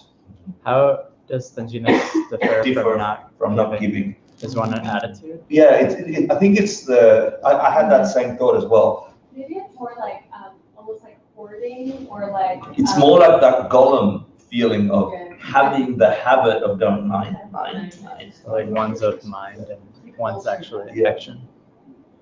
And then the last one, bingo. Wow. Everyone thinks you're a genius now. No, because that I wouldn't have gotten that, you know, and I'm a genius. No. No, that's awesome that you were able to correlate that, and that's what I want when we study these things. I never want to get lost in, I remember the list of 12 lists of Lama Buddhists. I don't want that Buddhist. I'd rather you not be Buddhist, but know reality, yeah? I don't care about the rituals and the blah. I care about you understanding that, making that connection, that if my experience is going to be forced upon me to not have stuff, what would be the emotion that got me there? And it would be a kind of jealousy, a kind of possessiveness that leads to stinginess, that leads to not giving. Yeah, amazing, thank you. Okay, so that's just to get you a general thing of cause and effect. Let's go animal realm. You're just moving hands. Animal realm. What would be the causes to be forced to perceive? And see, let's go animal realm, right? Who likes animals? Yeah, they're so cute. Right? Yeah, except roaches, they're animals. Some of them are so cute. You can have a cute roach. Actually, I heard. You can have it. I was in Peru, and someone told me that there's this story of a guy who loved his roach so much that the roach died, and he was so overwhelmed that he thought, as a joke, he'd have a funeral for the roach. And then, so he made his house, like for real, it happened apparently. And he made his house into like, this is the funeral. He made a little casket, lit candles, etc. And friends came to visit, and they're like, oh, we're so sorry. So they were all respectful about what was going on. And he just continued the thing. And then the neighbors saw that there were people doing stuff. And then it became this whole procession of taking the little roach. Anyway, so roaches came to the cemetery, and they did this whole thing because it just came up. You would have so many friends in park. Yeah, exactly. So the idea that animals are like happy little creatures because we lock them up in our apartments and force them to poo in bags, right? It's so weird when you think about it, right? I remember thinking the Disney story that all the little pretty birds came to whatever Snow White, and they're all so happy. And the fact is they're scared shitless to not be eaten. You know, they're all jittery about the next thing that's going to eat you. So a fish, so is everything that's in the wild. And then if you're an unlucky bastard animal that gets captured by a human, you will be skinned, you will be boiled, you'll be chopped up, your children will be chopped up as well, says Hector eating chicken and the rest, right? Even with that misunderstanding, we still do it. If you're unlucky enough to be used by a human and be attached to machinery so we could, animal realm ain't the happy, pretty Disney World animal realm. It's worse than that. And being forced to perceive your world that way requires some courses, right? What would be the courses? The general course and specific courses. Perceiving yourself as fear might be a result. Wrong with you? Aggression. So any of the 10 in a lesser degree, meaning a semi-conscious awareness of doing them, like a peripheral. This one annoyed me. I'm going to ask you to go and look at it. Breaking any one of the minor rules on a regular basis. What the hell does that mean? Thank you, Lord Buddha. Huh? Isn't that what creates extreme mental illness? Correct. Yeah, nice. So the capacity of saying any morality that you're just doing on a regular basis, saying doesn't matter, doesn't matter, doesn't matter. Your mind sort of becomes numb to that, creates the kind of dullness, which is the kind of dullness you'll be forced to experience in an animal realm. A lack of, yeah, isn't that cool? Yeah, but it's still annoying. Breaking any of the minor rules. Anyway, You know what the minor rules are? there were a couple of examples in the reading. Yeah. Like not respecting elders was one of them. Yeah, it was annoying. Committing committing a great number of wrong deeds. Yeah. Oh, sorry, this was the one of those. That's where I got the not respecting elders.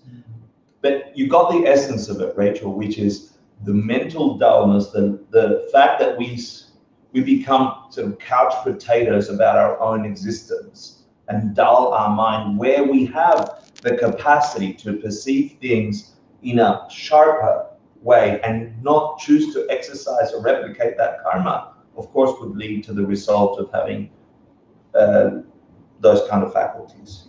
Yeah. The main thing I wanted to cover in the next 5 minutes. I can go back for a second. Okay. Is the second one up there or not yet? No. Okay, that's it. Is that it up? Yeah. Yeah. And I had some things I wanted to cover with you here.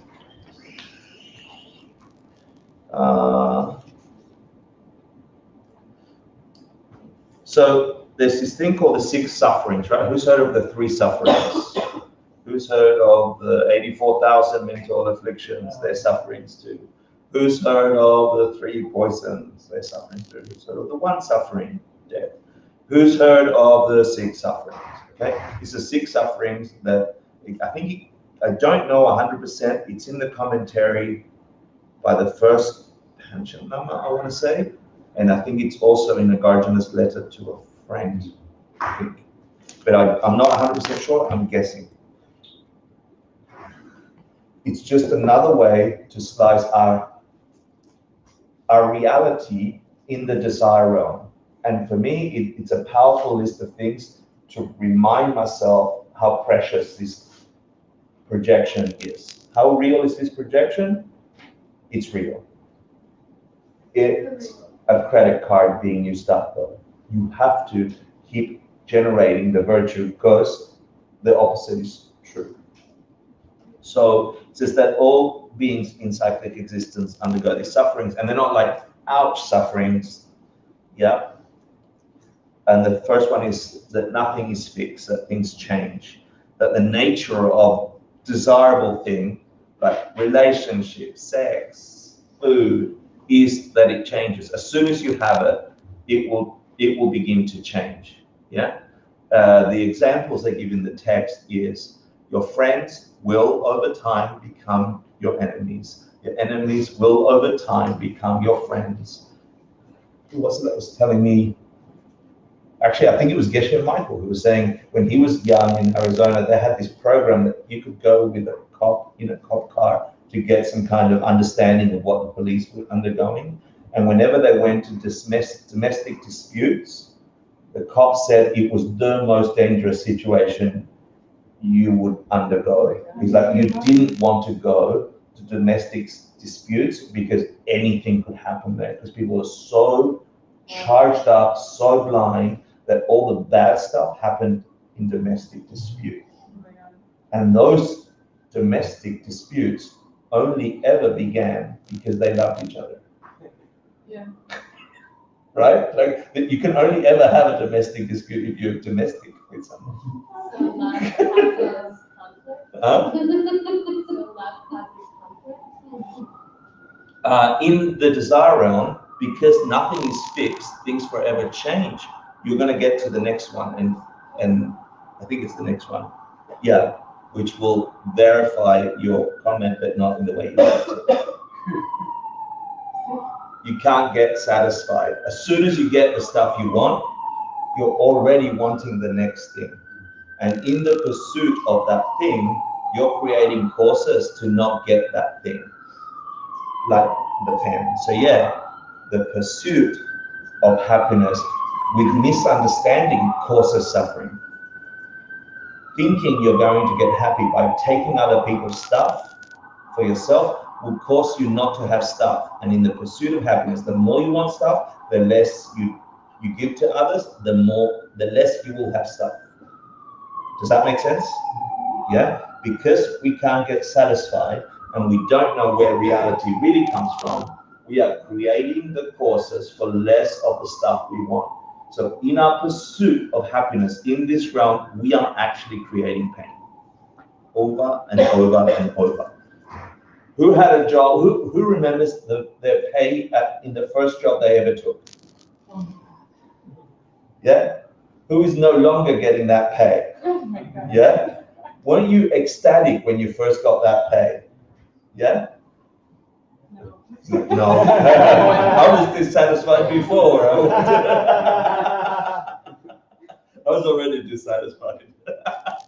But what I was trying to get to is, in corporate life, I remember earning 25,000, and it was awesome, and then 30,000, and then I wanted 50,000, and then if I didn't get 60,000 compared to my friend, what's wrong with me? And then I got 100,000, I got 150,000, I got 160,000, and I bought the houses, and I wanted more, and it wasn't enough, and it won't ever be enough. Not in this realm. Not thinking the world comes that way. It won't ever be enough. And once you get the money sorted, it's just the relationships. Why does she get all the attention and I don't get the attention? Why does she get all the fame and I don't? And you're just never satisfied. And there's no, it's this bottomless pit that isn't out there, people. It's in us because we misunderstand where the world comes from. And if you want to stop that, it's stoppable. It's not that you're stuck in it because things are changeable, because things are your projection. I've got into a rant. I'll give you all the 6 so we can finish on time. Yeah. We must shed our bodies over and over and over. Our whole life is devoted to housing this stupid body of ours, feeding it. If you can imagine the mountain of food you've put into this body, like throughout your life, yeah, and then put next to it the mountain of poop you've made on the planet, and the buckets of fluids that you've shoved into this body of yours. Yeah, and collect all the hair you've cut, yeah, all the saliva you spat, all the vomit you vomited, like just all the stuff that your body has transformed on this planet, collect it all in a big bucket, in a huge stadium, and you're not even halfway through. And everything we do is to try and house this body so we can put more food in it and the rest. And the fact is, we're saying goodbye to it, along with all that stuff we've worked really hard for. It doesn't mean you shouldn't enjoy it or work hard for the things. It's not what this is saying. It's saying that the pursuit of just those things is ridiculous if you get to understand that when the body stops, your mind doesn't stop.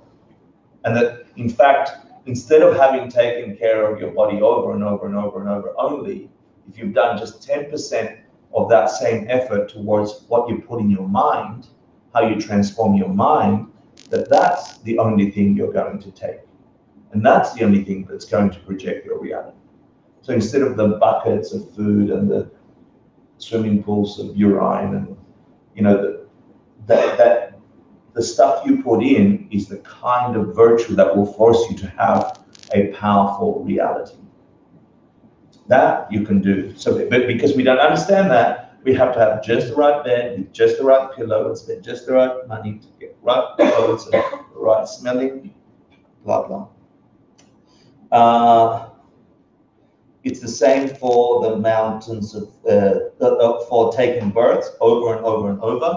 We have to, the mind has to continuously be and be and be, because our attachment to being itself and our misunderstanding in that. And there's a suffering in having to do that for time without end.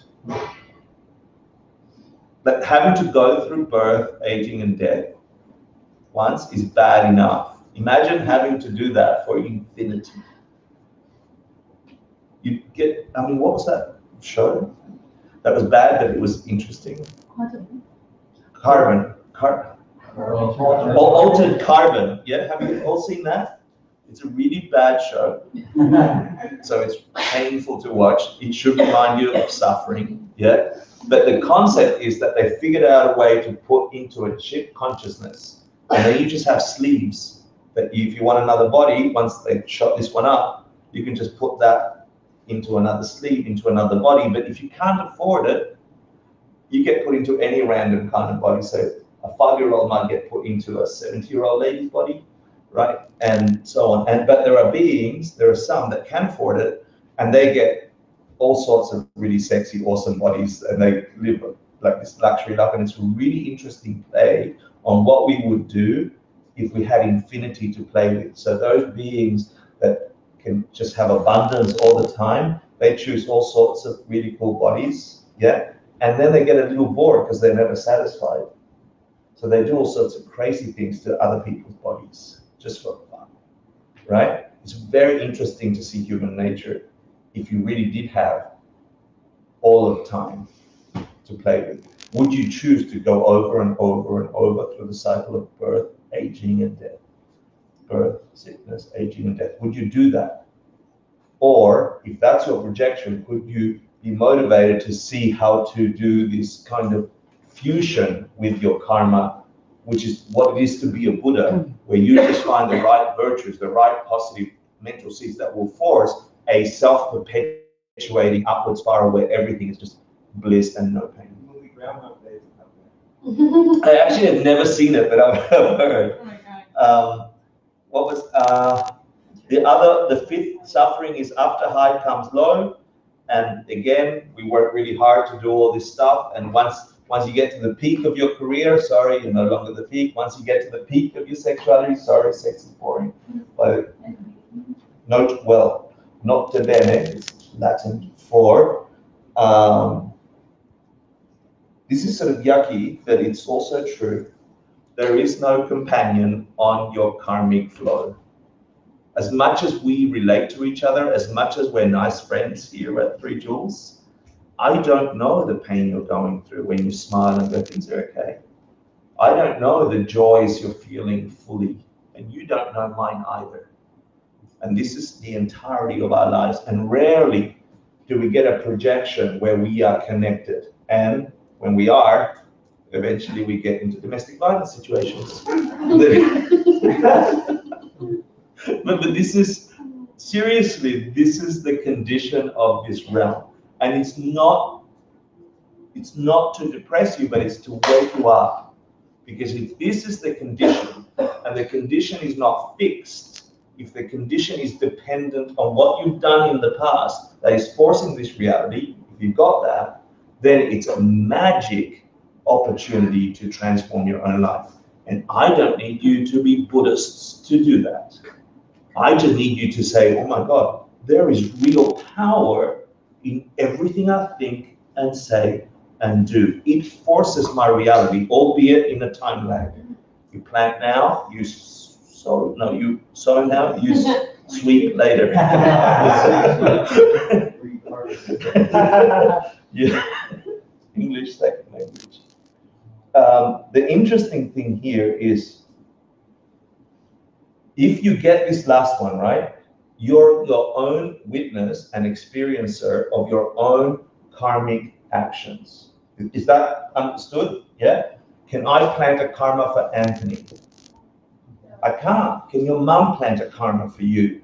Can you plant a karma for your mum? No. It's in your continuum, and it's lonely in there. And every now and then we have this awesome projection of being connected and understood.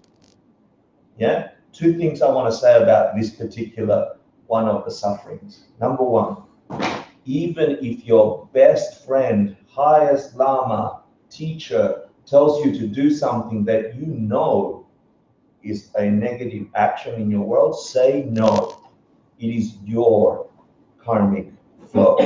They will not experience your action. Did you hear? Yeah? Don't be one of these weird hippies that go, oh yes, I'll go jump off the cliff. No! Follow? Yeah. Well, they will experience the negative, they will experience the karma that's adjacent to the negative result. But it's there. Whom? The teacher, if they. Well, it depends. No, I don't know what they'll experience because you don't know their motivation. But you, if you know, if they said, kill Anthony, please, kill Anthony. You know, I have a vision, kill Anthony. My reality ain't your reality. If I have a magic vision, yeah, that's not your reality. And in your reality, pointing a knife through Anthony ain't so good for you, don't do it. Yeah, it's probably not so good for Anthony either. Okay, sorry, Anthony.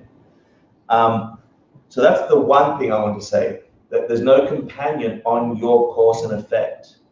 Your virtue, your goodness, your acts of goodness are yours to keep. Same as your shitty things. You can't even hide in your room and do whatever naughty things you do in your room. You're watching. You're stuck with it. You can't like lock yourself in some dark room and do the stuff you think nobody knows about. Sorry, not in this system. It's actually worse because you're aware that you're doing it, you know? So it's like a stronger karmic imprint in your mind if you're doing that. The good thing I want to say about this last one is, what's the state of Buddha in their paradise, in their once they reach Buddhahood? Who are they hanging out with? Other Buddhas and Bodhisattvas, right? So you can generate a karma that forces you to be in connection, albeit you're not having the same reality, but to be in a permanent state of togetherness with others. In this realm, you don't. You're on and off.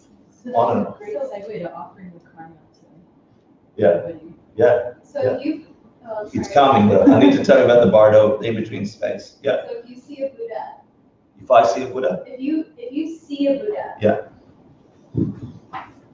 does that mean that you're not in the desire realm at that moment?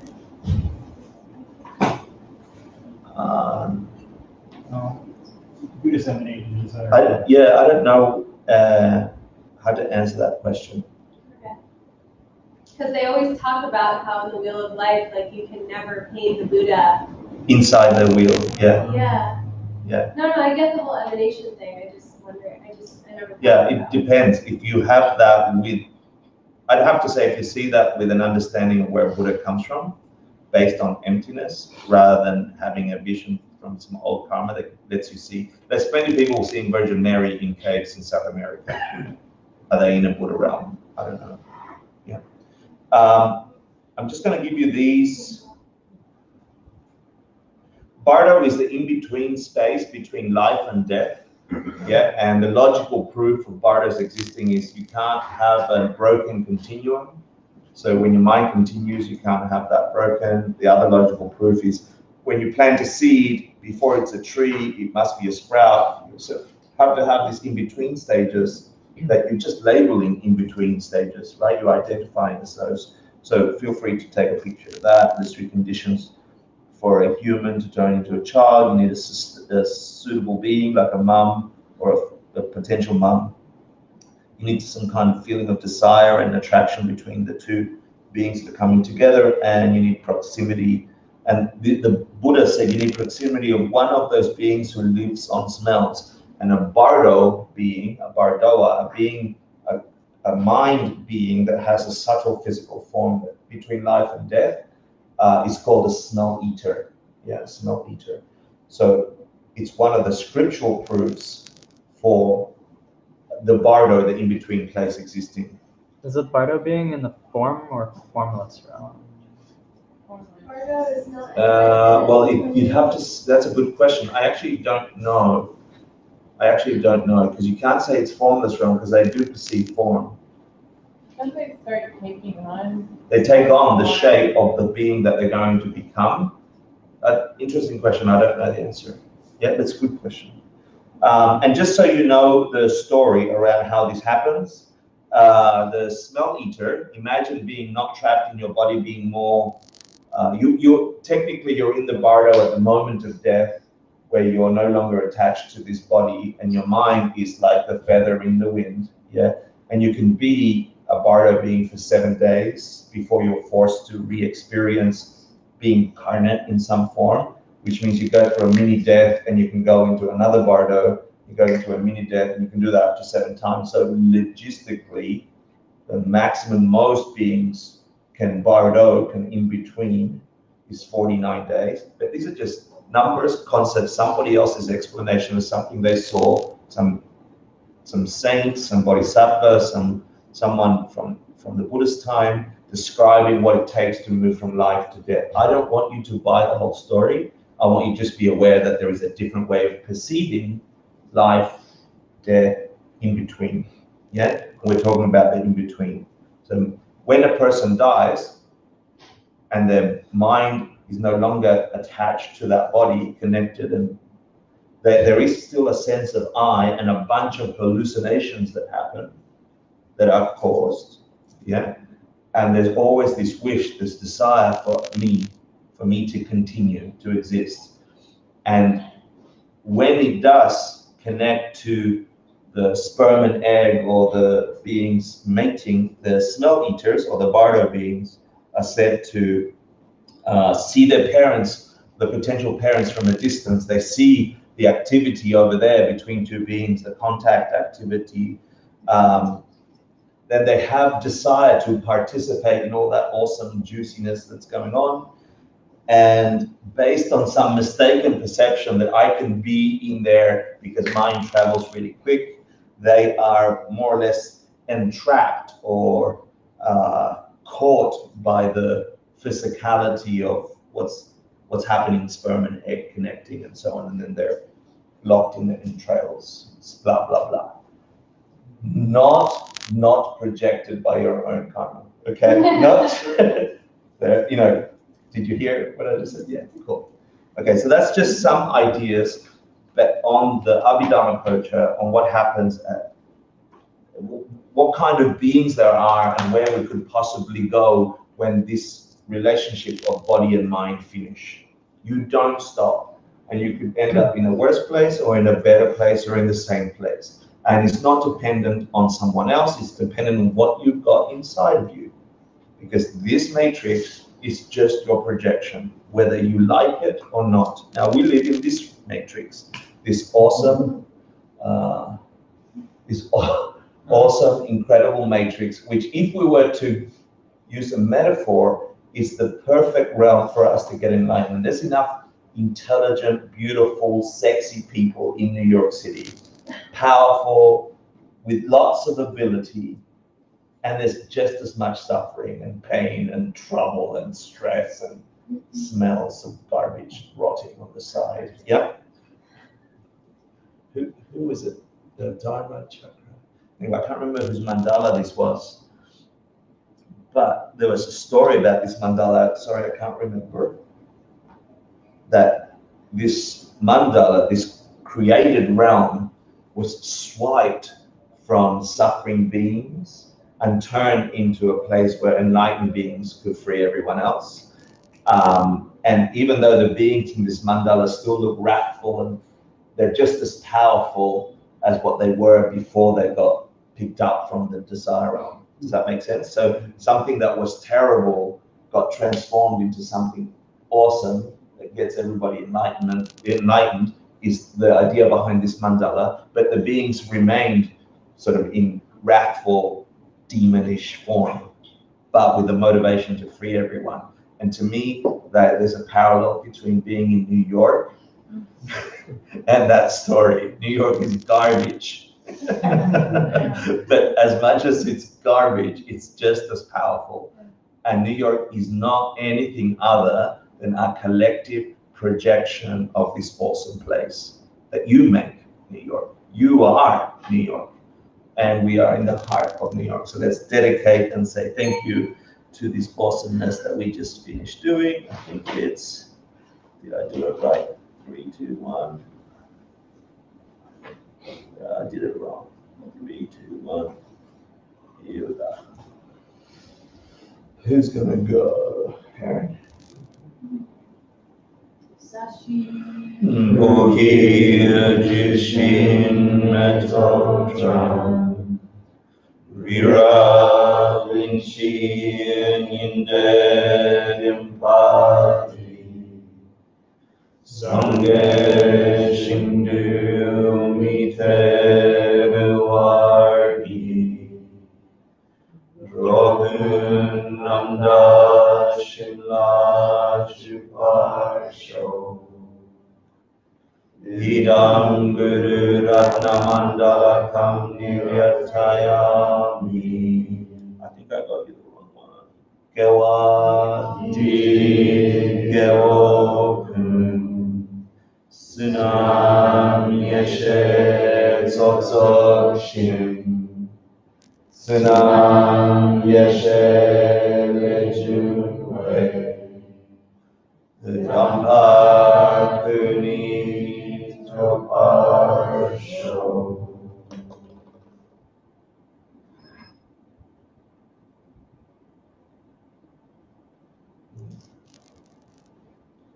Thank you so much for being part of a different way of looking at reality. May